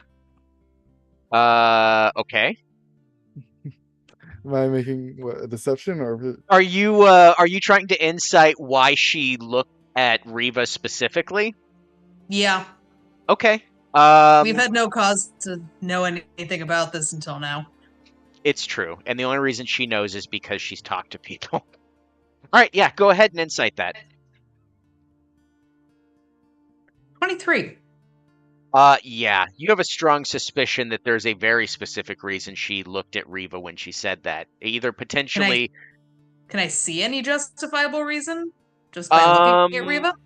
I think I'm covered. You are covered, but you have actually killed someone already, correct? Yeah, well, I got yes. Kill blow. Yes, so you can roll a investigation check to see if you can catch sight or glimpse of one of the stitchings that appeared after that death. Because something tells me a 9 isn't going to do it, so no, probably not. You're not quite sure, but there's a reason. You're just not sure what that reason was. It's very sus, though.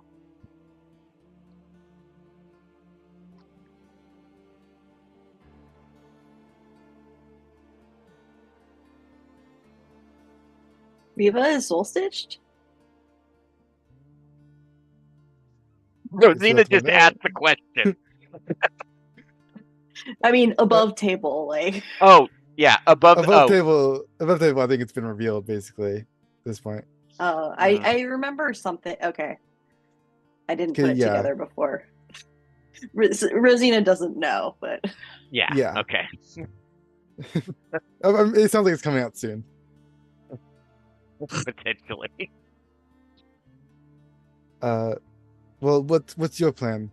I mean, I know you're postponing meeting. Are you just going to be staying here, keeping things under control while we are on our job. Yes, I have to make sure that we marshal our forces and potentially push out threats from inside the city.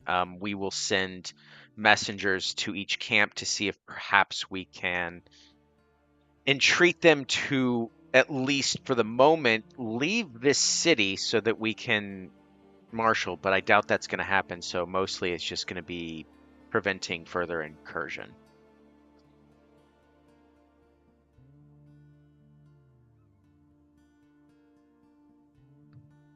Well, I mean, all right. I guess we just have to prepare for tomorrow then, right?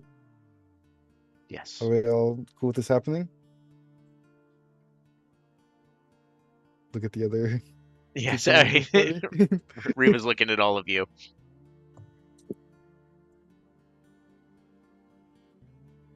At the risk of being really like presumptuous,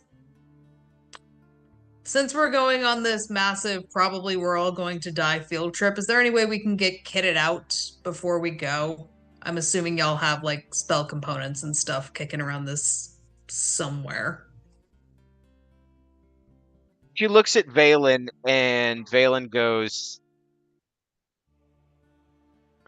um, Valen goes, I believe we can. Believe the pile may have what you seek. Is the dragon going to eat us if we try and get shit from it? No. We Okay. will explain that. Um, he walks off. He goes and finds another of the guard and sends them with a message. And he goes, just give it a couple hours for them to talk the guardian down before you head that way. But yes, he looks at Ashlyn, and Ashlyn goes, yes, we will do what we can to help prepare you for the journey ahead. It would be unfair of us to send you without provisions of some sort.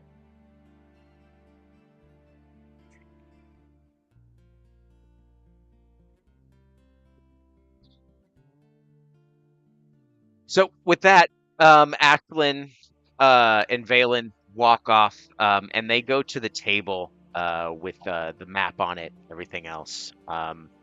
And you are all free to do what you would like to do. You have effectively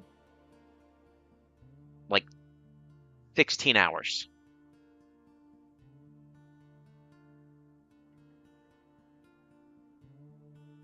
Well, we should get some sleep. I know at least some of you are injured from the fight before. So we should try our best to get a I mean, nice most of full mine's rest. self-inflicted, but Yeah, I it is your just fault. took a big nap. I'm fine. Okay. Well, it's we have 16 hours, so if you do end up needing the rest, it wouldn't be a bad thing. So it's Rosina's big day. That's what I guess we're going to be doing here while everyone takes a nap. All right, yeah. So yes, with that,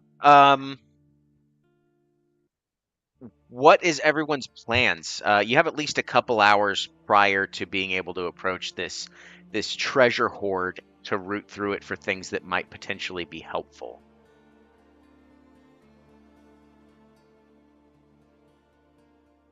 I don't know if there's you go first. No, you go ahead. oh my god, I'll go. There's something resembling a library here, right? Or at least Yeah, like a place where all of the smart people go and do stupid shit. that would probably be the Academian, the Church of the Academian. Cool. Frankie's gonna go there and see if they can figure out anything about the goddess that was mentioned, and that's just gonna be the time spent there. Okay.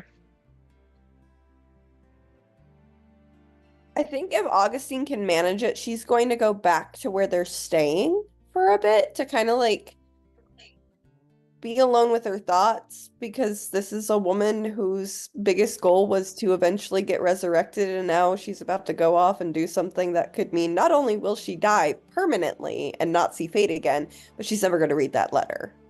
She's processing a lot right now. Big moves. All right, Riva, what's your plan?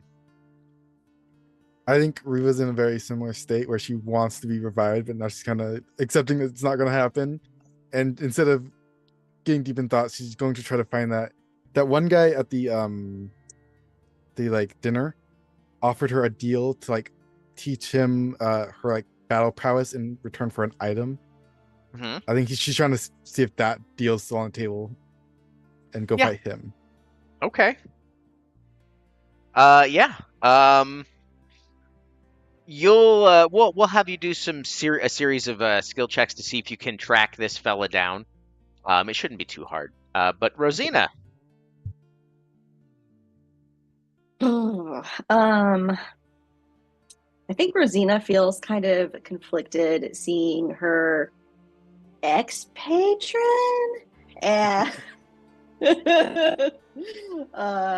trying to figure out what to do. I think she's gonna go to the shepherd's temple in Vars's house and see if she can get like a blessing bestowed upon her or like some assistance from them in any way. And also, I think in the chat, we have all agreed that we're getting new outfits for this excursion.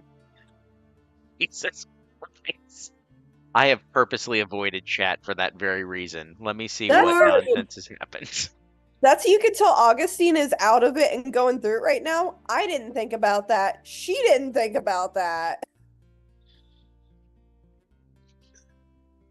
Sending think Stowe there's a back to Benny. shopping. Listen, bitch, we're going shopping. Get in here. Okay, so we'll start with Augustine. You make it back to Benny's, and you're spending the time kind of contemplating all that's transpired in front of you. The uncertainty of what this potentially could mean, at least in the short term, if not the long term.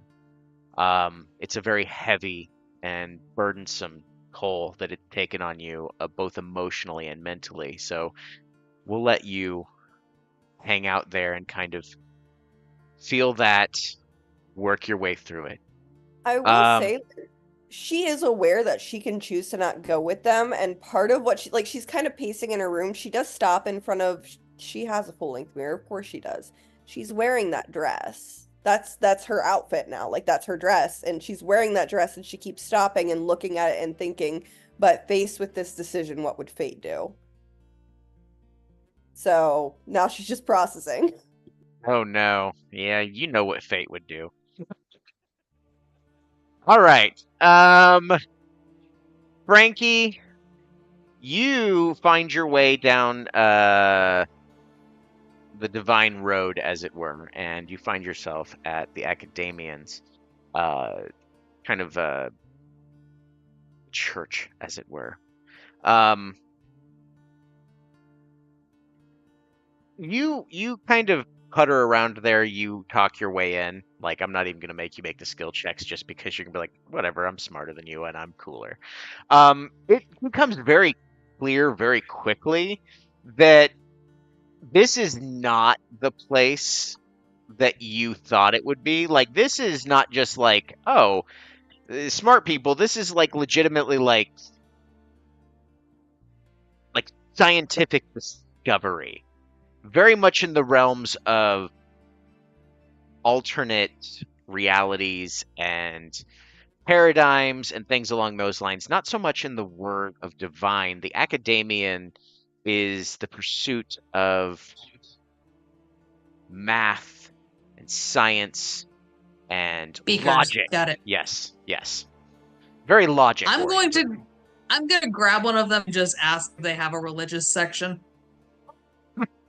One of them just looks at you and goes, I mean, this is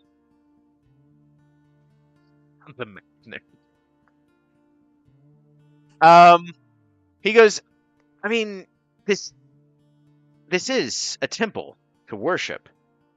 We just don't worship that way. If you're looking for No, I understand that, but if you're looking for knowledge, would like a list of all of the gods not be semi-relevant to that? Oh, I mean, we And have like them what they categorically do? listed over here. That's a Points. start. He points to like a very small, almost empty shelf. That tracks. And it's like all the other like shelves that you see, they're just lined with books like on alchemy, on sciences, debunked sciences, chemistry, Mm-hmm. other things that I'm not smart enough as a storyteller to be able to use as words because I don't know what they mean. Just I feel like plethora. Frankie just passes a section, just cryptobiology. I'll be damned. All right, focus. And then you make it over to this other one, and it literally is just a categorical list. It's just a book of deities, um, and like a simple like disclaimer of like what those deities were either known for or responsible for. But it's very. It doesn't have the fluff and the tales and the Sparse. lore behind it. It's sparse. It's only like this is what we factually understand about these deities. So there I mean, are it's better than nothing. yeah, there's a plethora of them. There's ones that you've heard of before. There's ones that you've not even begun to like. You're like, I can't fathom what the hell that means. Like, why was that I mean, even a I'm thing? I'm looking specifically. I'm not going to be So flipping through. yeah, it's alphabetized, so it's in alphabetical order. You just flip over to NYX. Okay, here it is, and you find Nixia, and the entry is short and sweet. It says, Nixia, status dead, known for being the goddess of resurrection and the reason the Sunless Crossing exists. It is as helpful as asking the Sovereign, who already told you all that stuff, unfortunately. Out of unfiltered curiosity, since I'm already here, can I flip to the M section? Yeah. Cool. I'm gonna see if Majinn's in here. Cause So what's another fucker down here who claims they're a god? Invarse is down here, for God's sakes. you are going to look up Majin. Okay. Yeah. You I'm here. actually look through, and Majin's name does not appear in this Interesting. this book of deities. Uh, it's on the front. You look through it, and it's got the disclaimer that these are gods and demigods. All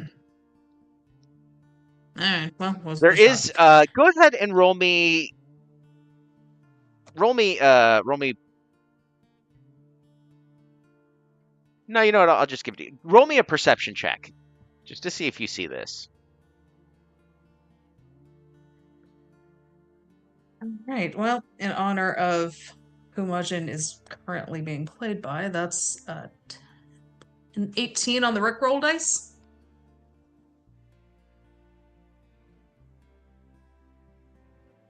You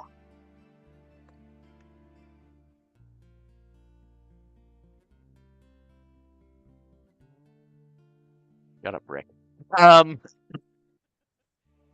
You find a couple other books that are kind of tipped off on the side, like they were just kind of discarded as like useless rubble.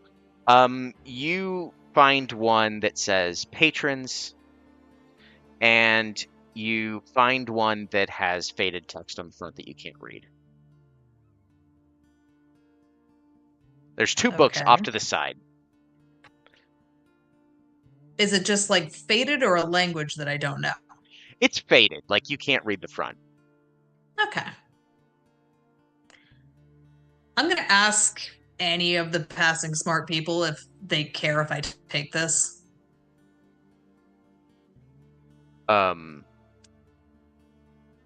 This seems to be on your discard pile. Do you mind terribly if I discard it further? He grabs it from you and looks through it. Nah, it's fine. Here you go. We've categorized that already. So you're taking. If I was looking for more information on Nixia specifically? Is there any place in the city that would know about that? You You find would, smart people? if you're looking for information on her, there are the godless in general. There's some among them that hold her in high regard. Um, the sovereign and Valen. Valen would probably be the one with the most information in regards to that. I was thinking more of like a temple or like a statue. She technically built this place. How is there not like a place of worship for her? Well, there's a couple. There's a place of worship for you nerds, for God's sakes. He looks at you and you feel the condescension when he says this. He Just goes, bright smile back. there is a couple places dedicated to Nixia here, and none of them temples. There is and he points out into the causeway, and you see the giant wisteria tree that is enormous and looming overhead. And he goes, that's one. And then there is a statue of Nixia out in the fields. Well, one of those seems easier to get to than the others, so cool, thanks. I'd say it's been fun, but it hasn't, and I'm gonna head off towards the tree. You head out. Rosina, let's go ahead and head over to you here real quick. Okay, so I'm heading over to the Temple of the Circle of the Shepherd. Is that what it's called? Yeah, you go to the church, so to speak, of the shepherd. And yeah, All right. they let you right in. They're like, hello. How can we help you? VIP pass. I am being sent on a mission to the domain of death, and pretty cool, I know. I Yeah, I know. I'm awesome. yeah, I'm looking for any guidance or information that might be here about Nixia, and we're trying to resolve this whole like continuous resurrection. People keep coming down here and then going back up there situation. And looking for any assistance that you might be able to provide me as I go on this journey. Well, we can't really help in terms of Nixia, as that is not our chosen, of course. That would be a question for the sovereign or the arbiter. As for the domain of death, we've heard rumor that it exists here, but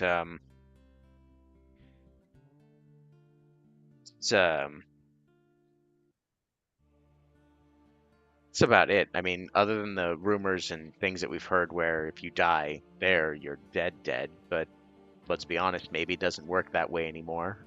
Things around here haven't been working exactly as they've been intended. If you're looking for guidance in what to do, I would suggest not. But as the shepherd would tell you, great change doesn't come without the willingness to sacrifice.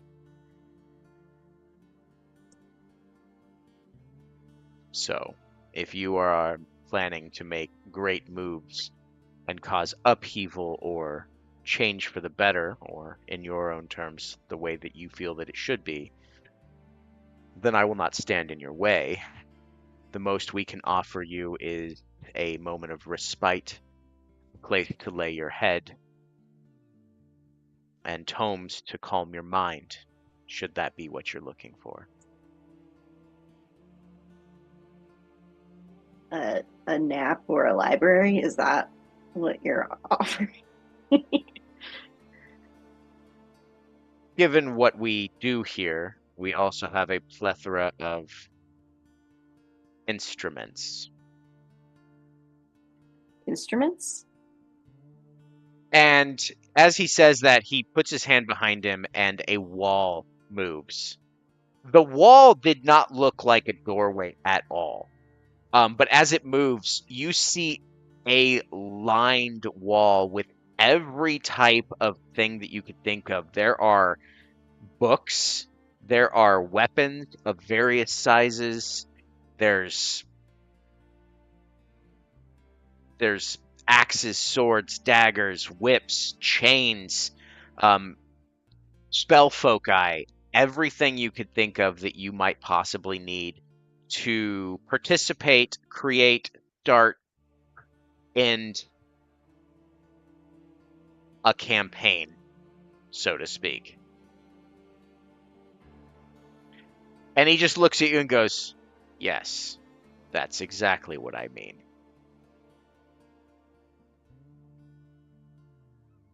All right. I guess Rosina will go over and take a look at all this stuff and see if she can find a few things that might help her out. All right. I'll give you some time to think of items that you might potentially be looking for. There's quite a bit to choose from. And we're going to head over to Riva. Riva, what are you doing? I'm trying to find that guy still. Yes. So I need you to roll. We're going to have you roll investigation as you ask around, seeing if you can figure out where this person's located currently. It's investigation. Yeah. It's a 10 reduced to 9. All right, fantastic. You're doing great. It takes you a little bit of time. You eventually find a kid, very disheveled looking, but it looks like it's on purpose. This kid's wearing tattered rags and robes. And just looks at you and goes, "Who you said you're looking for?" Bald guy. Oh, I do have his name somewhere. Hold on. I don't Big, need like that. I think monk. Hold on. Da-da. That's not it. A few pictures on the. Not. Yeah. Do I have his name? Oh my god. Nagamo. Nagamo. I don't have his name. I do have. Okay. Yeah. Okay, he goes, Nagamo. "Oh, he's one of the keepers of the faith. He's not. Yeah, no. I don't know why you're looking for him, but I know where you can find him. Follow me." And this kid looks at you and goes, "Before I show you, though, I'm gonna need." And he puts his hands up, doing the whole like universal like "give me your money" like symbol. "I need something."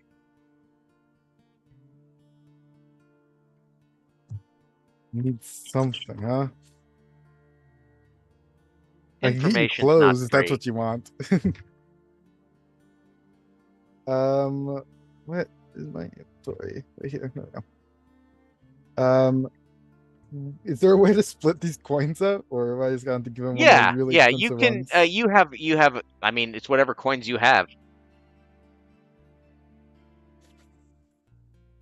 I have a. I'm not giving him that one. I mean, it has to be one of my rare ones. That is a valid question. Is there a way we can make change anywhere Yeah, in because here? I'm giving him 46,000 gold worth. I Is that mean, there's right? a chance that you could trade with other people that have 600. coins, or you can gamble them if you wish. But in terms of making change, that's not how these coins work.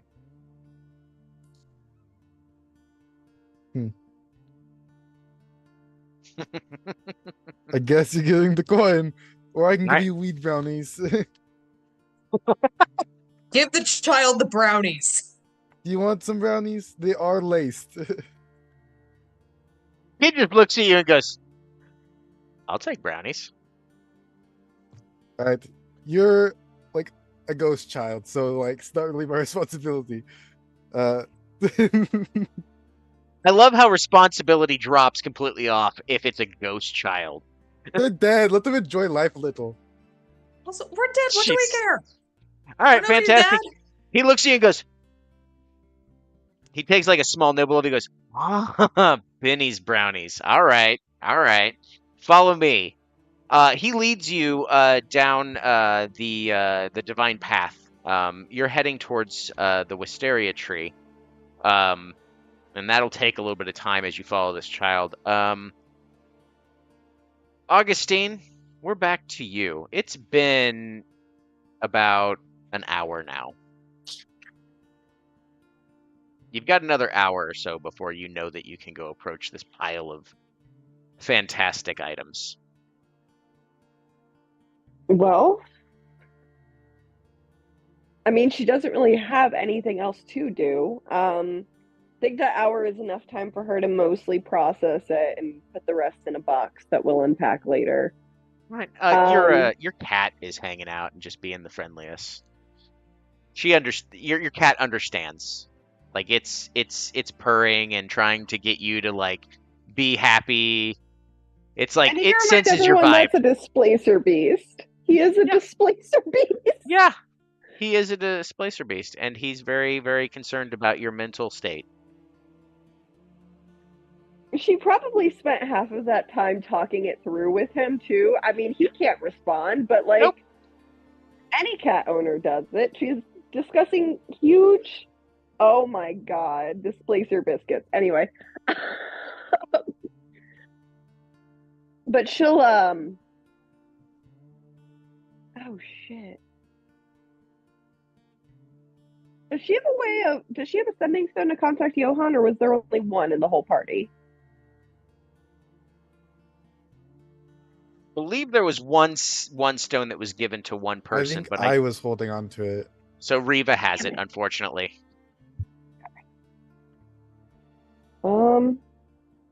Would I mean, know it's- where Johan's gonna be hanging out right now? I mean, if you don't, someone will know, probably. Johan just kind of hangs out, like in general. Like, and right now he's kind of like, I don't really have a job out in the fields because everything's gone to shit. So he's literally just like you. Like the last time you saw him, he was heading towards a bar. Okay, over the table question, because I didn't consider this and you reminded me that mittens exists, and now Uh-huh. I'm considering it. We agreed when I created mittens that I would not use him for anything combative, and therefore he's safe. Does Right. that maintain if I take him with me? If I keep him away from, like, if I make sure he stays back when combat happens? I will say as a general rule, yes. However, depending on where you all go, there is in fact a chance that tragedy could befall Mitten. But I will give you a heads up before those moments potentially happen. Okay. Like 'cause there large are things I can- AoEs or, like unavoidable cataclysmic events, those could potentially cause problems. I'm gonna roll something really quick. Okay. Well, great. Okay, that was great. Yeah. Never mind on finding Johan, but Augustine's gonna go walking around with Mittens to kill some time. Okay. And Mittens is coming. 'Cause I rolled a nat 1 on whether she could stand to leave Mittens behind. Oh, the sad vibe is real strong with this one. I love it. She's so sad right now. She just misses her girlfriend. All right, let's go ahead and bounce back over to Frankie as Augustine is sad walking around. Very similar to what I imagine that scene from Arrested Development with Michael Bluth with his head down, just walking sadly across the parking lot. No, she's doing the music video sad walk, like that stride, like you're pretending you're confident, but there's something in the eyes, and it's all very graceful because this is Augustine. So let's be honest, it always looks good. Graceful yet dead in the eyes. Got it. Yes. All right, perfect. Frankie, you find your way to the wisteria tree. The wisteria tree is kind of all by itself. Huge, it's enormous, and it is. You're not sure why they would have guided you towards this, other than the fact that it seems to be a holy place. There's no one here. The closest people you see are some what looks like degenerates of some sort. Like, I don't know, like they definitely have seen some trials and tribulations. Just a disheveled group of like folks, men, women, various species, just kind of hanging out by a Are you implying park there's a hobo bench. camp in the afterlife? Yes, there is. There's very much a Okay. hobo camp in the afterlife, and they're hanging out near a wonderful park bench, and some trash cans. And they are all staring at you and just making sure you don't go near their trash cans. Every once in a while, you hear one go, and you hear like as an arrow gets loosed, and you hear it, and you see a pigeon hit the ground and get absorbed into the plane itself. God damn pigeons. I wonder how many pigeons it takes until like it qualifies as like Ashlyn. Because she's already said that she goes back to this realm whenever she dies, and I'm wondering what the ratio is. If it's like a weight or whatever. I don't expect to get an answer to that, but that's what I'm thinking about. So you actually look around, and this I'm gonna head up to the tree if it's reachable. yeah, it's reachable. Like it's in the middle of a moat. You can't really get to the tree itself. The moat around it exudes power, and it's not a power that's necessarily like ominous. It feels strong, but it's kind of pushing you back. Like you don't want to futz with this. I'm gonna push up as close to it as I can, like with the power, and just very quietly ask it if I can come across. Because the worst it's gonna tell me is no. You feel a very strong sense of a hesitation, and a flash of I'm gonna sit down if I can. and you sense that hesitation, and as you like before you sit down, you were about to try to push through that hesitation, but the second you pushed into it, you felt a flash of anger. And then you kind of take that in and you sit down. Yeah. All right. You are sitting down outside of the this thing. You hear an insane amount of chirping, and I don't know what the hell noises pigeons make, but there's a shit ton of them. They coo. And yeah, there's a bunch of cooing going on. Cuckoo, cachoo. And you see that there's like you look over to the side and you see that these you see that one of the pigeons has gone over and crapped on the bench, and then one of the dishomed folks just gets real angry, like takes a sword, stabs it, starts wiping off the bench like it's his job. And he's like, God, and just goes back to like hanging out, like just pops back into a trash can and like puts it on top of his head and just kind of looking out, Oscar the Grouch style. Mm-hmm. But there's a whole bunch of other pigeons around, and it looks like it's gotten a lot worse since all this started. Like there's way more, and it's unsettling. Cool. I'm going to again push as far into that power as I can before anger and hesitation hits. Mm-hmm. Still sit there and just I'm gonna close my eyes and just talk to it as much as I can. Because it's the closest that I think anyone's gonna get to this goddess. Yes. So you don't get much. There's like no words really. But the more you focus on the feeling that you experienced when approaching that invisible field or invisible wall, as it were, is a bone-chilling cold from the water in the moat itself. Despite the fact that you don't have, I mean, ostensibly bones, you're a spirit. So the fact that you feel that like inside of you is at times I- kind of like a refreshing feeling of like, I remember what that felt like, slash, that's horrifying. Like, why do I have this sense of dread? At the same time, you feel, you get kind of images in your mind of veins of red, not really anywhere specific, but spreading. It's like a sickness. It harkens back to the image that Ashlyn conjured for you when she was talking about those that were being infected by the Scarlet Malice. And you're not quite sure what to make of it. Go ahead and make a insight check.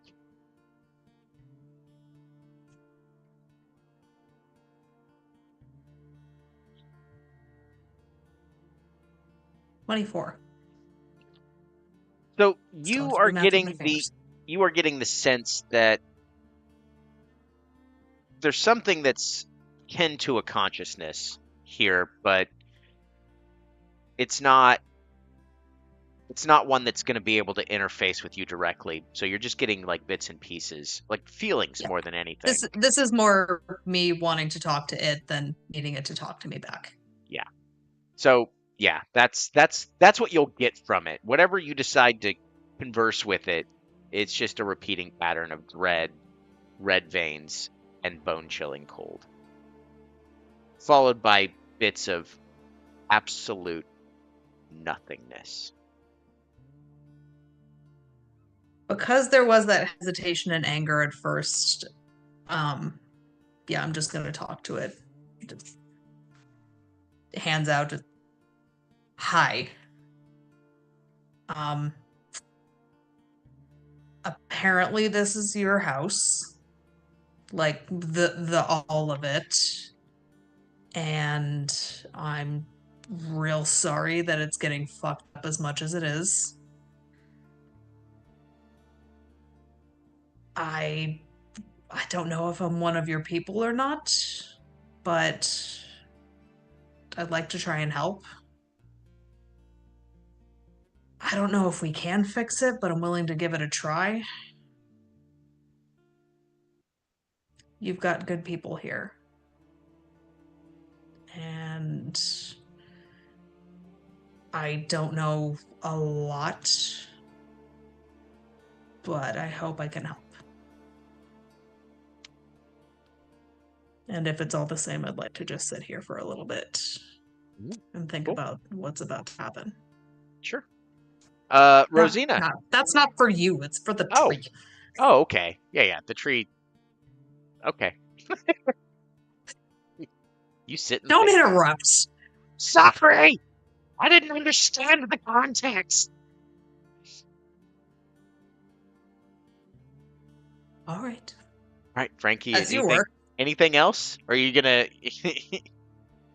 I mean, honestly, I think probably not. Frankie's entire goal was just to see if there was a place of power for Nixia and see if he could talk to her before Sure. they set off on anything. Yeah.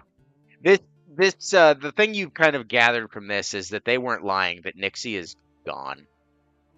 Like, these feelings and stuff seem like something They're else. like memories. They're like memories, Kind of. perhaps. Whether they're reflections of this particular place of power, or like the last vestiges of a dead goddess. I mean, but you know that she is, in fact, dead. Gone. Like, there's no communication. Yeah. So that's what you've gotten out of this. Didn't think I'd get much, but that's what I got. All right. Well, you got a couple of books too, so that's fun. Rosina, Hello. what are you looking for?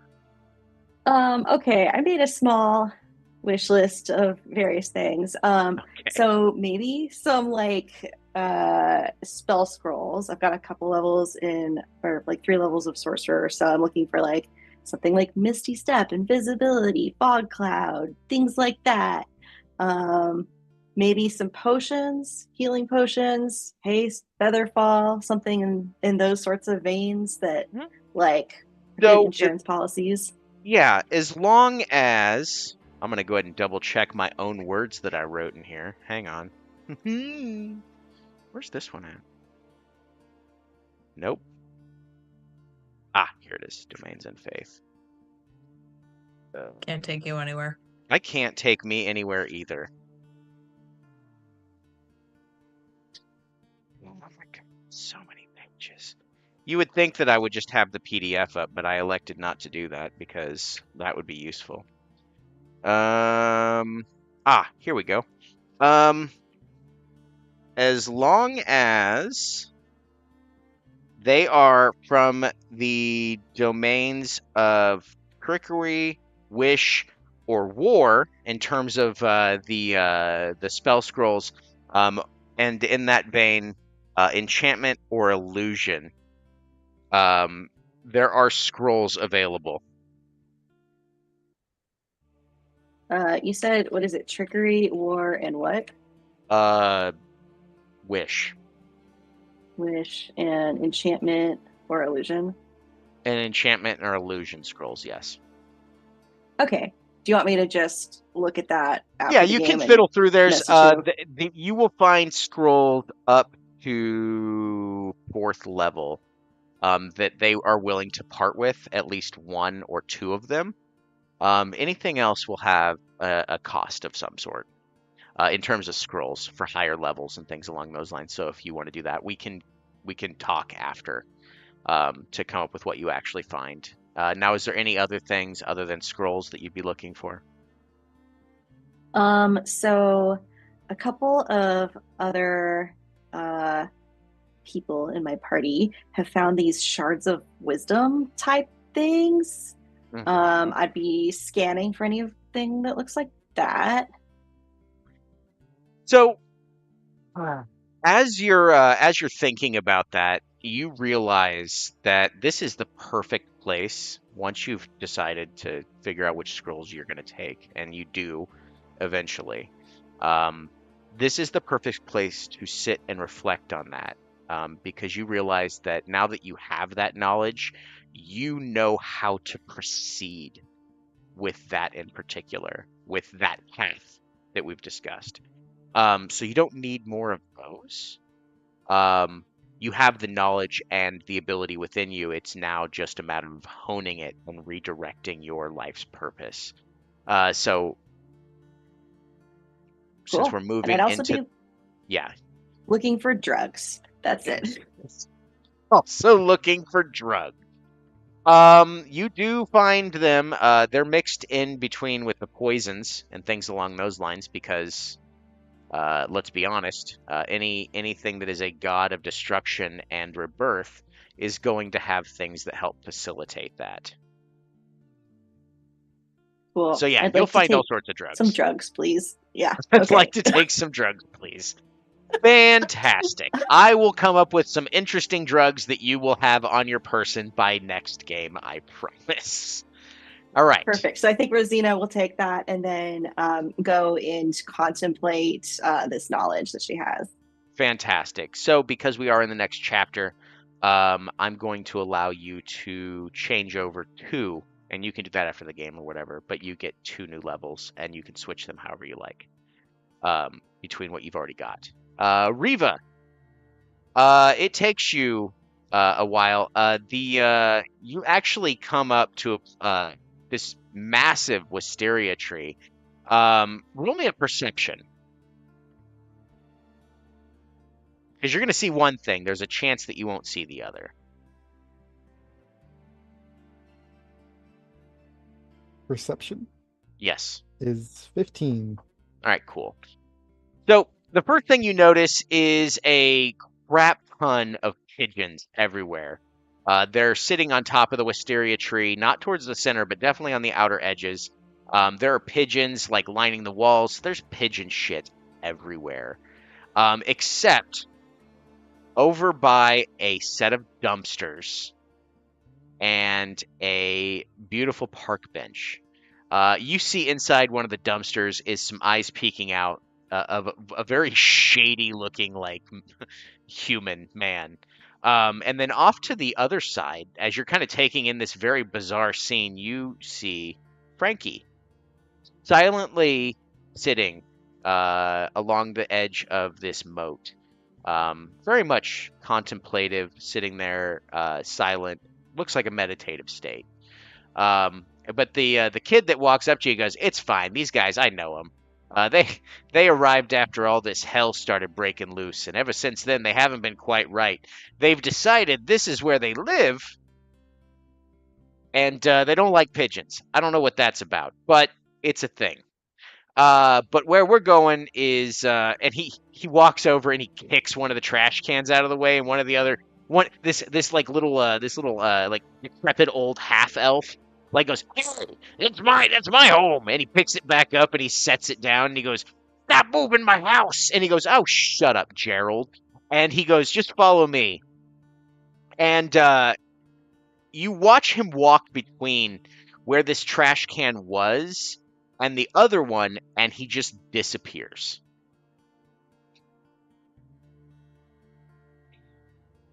I'll kind of look over and see where he went if I can.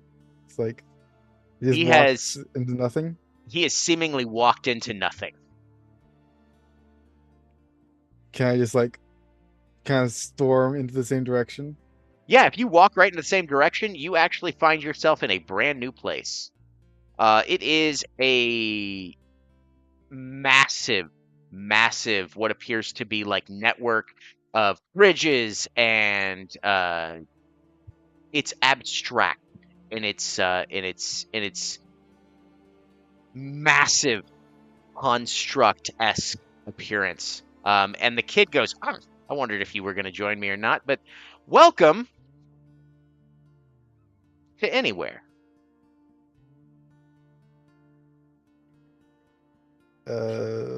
This guy is here. Yes, he's actually taking, from my understanding, he's hanging out in one of the fighting pits. So if you What? follow me, I'll lead you there. And he goes, "Now, I Yeah. will tell you this. Be careful who you trust here, because this is the Den of Sid. You want something, you can find it here. Price may be steep. Rumor is there's a game going on here where you can bet your memories." For what? Oh, the potential to go back upstairs. But okay. As And- yourself. And that happens, I've seen it happen. right? Why don't you show me where this guy is? Absolutely. And he starts leading you down. He actually takes you into he takes you through a few winding catwalks, and like underneath, it is massive. It looks like it goes on forever, but it eventually just it's like walking through a mirror. Where you're looking down and it seems to go infinitely, but you know that that's not probably true. It's just some sort of illusion of sorts. It has to be. There's no place something this abstract. There's no way that this place could exist like this.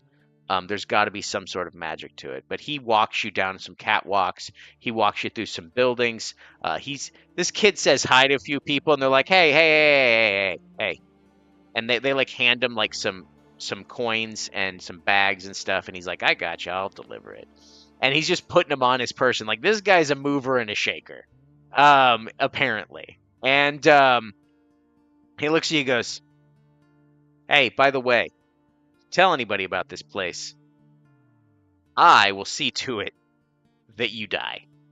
And he keeps walking, and he comes to a ostentatious door.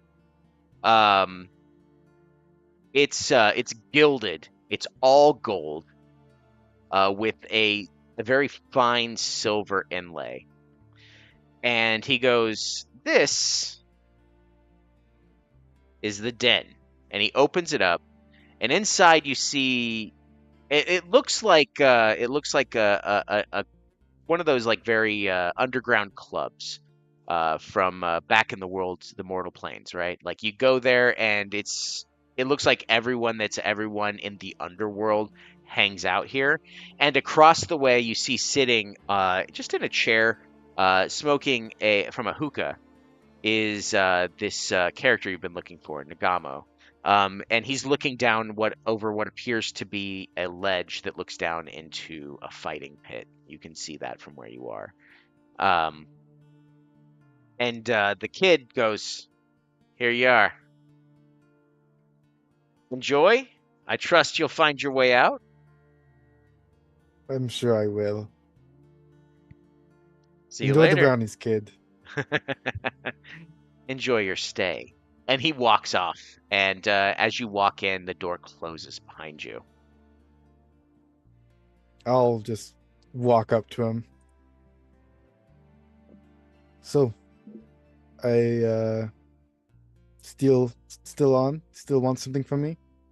Oh, yeah. What was it we had the deal for? I've made so many recently. You asked for my combat prowess and my knowledge to be passed on to you. Oh, yes.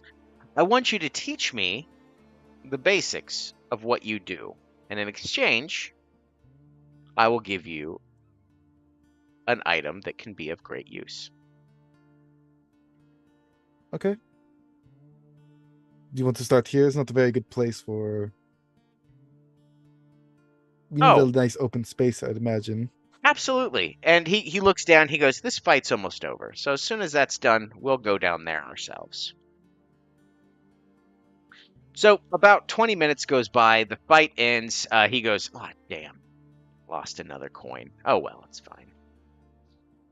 And you both go down there, and for the sake of it, um, it's an actual combat that he does with you because in order to learn your moves, he's going to have to try to fight them to see how it works versus his and kind of like interact with them. It becomes very clear very quickly that this tattooed guy is not just some guy. Um, there's been just to set the scene. You swing your sword. You actually do the parries where you do your dances and you're kind of showing off your skill. And there's points where he'll literally just knock your blade out of the way with his hand. To kind of try to counteract it. There's points where you make contact and he just smiles and smirks as he goes, "Ah, good." And there's times where he just like pops you right in the face and you're like, "Ow, that, all right." By the end of this little combat session, which is going to take about an hour for you to be able to pass on enough that he'll take, um, you have probably taken about, I don't know, 20 hit points worth of damage, and he's probably about the same. No worse for wear. It's not too bad, but it's pretty obvious that he is also a seasoned warrior. And it wasn't so much that he was trying to learn what you do as he was just trying to learn how to combat what you do in the event that he runs into it with somebody else. So, very valuable training lesson. The item he gives you, I will give you information on the side at the end of this game to let you know what that is. And we'll get back to you. Augustine and everyone else, it's effectively been an hour now. You are Where were you? Where would you have been heading, Augustine, before this hour was up? Um, I mean, I think she's probably around the shops. Even though she's got her displacer beast with her, it's pretty obvious from the gigantic bow and how he stays just right by her side that he's not really a threat. So it shouldn't hopefully be a problem. No, it won't be. Okay. So yeah, just gonna kind of casually browse the shops and head towards the general direction and meet up with the others. Okay. So, yeah, that will eventually take you through the marketplace as you head to where everyone else is going to be heading, which is off to the side of the market, which is where the blue dragon and its horde is. You see familiar faces, of course. There's Biscuit. in the clever and classic chef's outfit, just kind of looking around, like waiting for people, like making some various dishes. Everything smells fantastic over there, if not appearing a little bit dubious. There's the cornucopia that is making, strangely enough, crack shots with what appears to be a firearm of some sort while crafting clothing. Among the many other artisans and people that find this place in this market to sell their wares to people, just kind of giving them a taste of home. Um, the hour goes by. Frankie and Rosina, is there anything that you two were going to do before you headed towards the dragon's horde?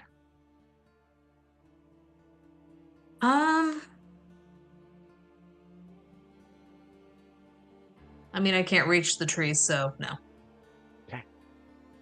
So the couple of hours is up. You all eventually find your way to the dragon's horde. The blue dragon looks slightly annoyed, but as you all approach, it backs away. And we will handle this with downtime after this game or before the next game. You can send me a list of items that you are specifically looking for to help prepare you for this. Depending on what they are, I may say yes or no because that's not a thing. Whatever. But we'll work it out so that we can kind of have that set up and ready for next game. But it is here in front of the Dragon's Horde that we will call an end to the evening. A lot of information has been gathered and garnered. The party has learned a lot more about the actual situation, as it were, and they are now officially ready to gear up for a descent into the domain of death. We will see you all in 2 weeks. Thank you for joining us, and have a wonderful evening. Don't forget to join us again tomorrow on Saturday. We have City of Illumination, where we make even better choices. I'm kidding. This party does leaps and bounds better than that. But we'll see you there. Don't forget, check out biscuit10rpg.com for all of the new things. If you want to pick up the Black Ballad, we've also got an order form there. Support us. Tell your friends about us. We would like people to actually stare at this and, yeah. Okay, bye. Stop dreaming.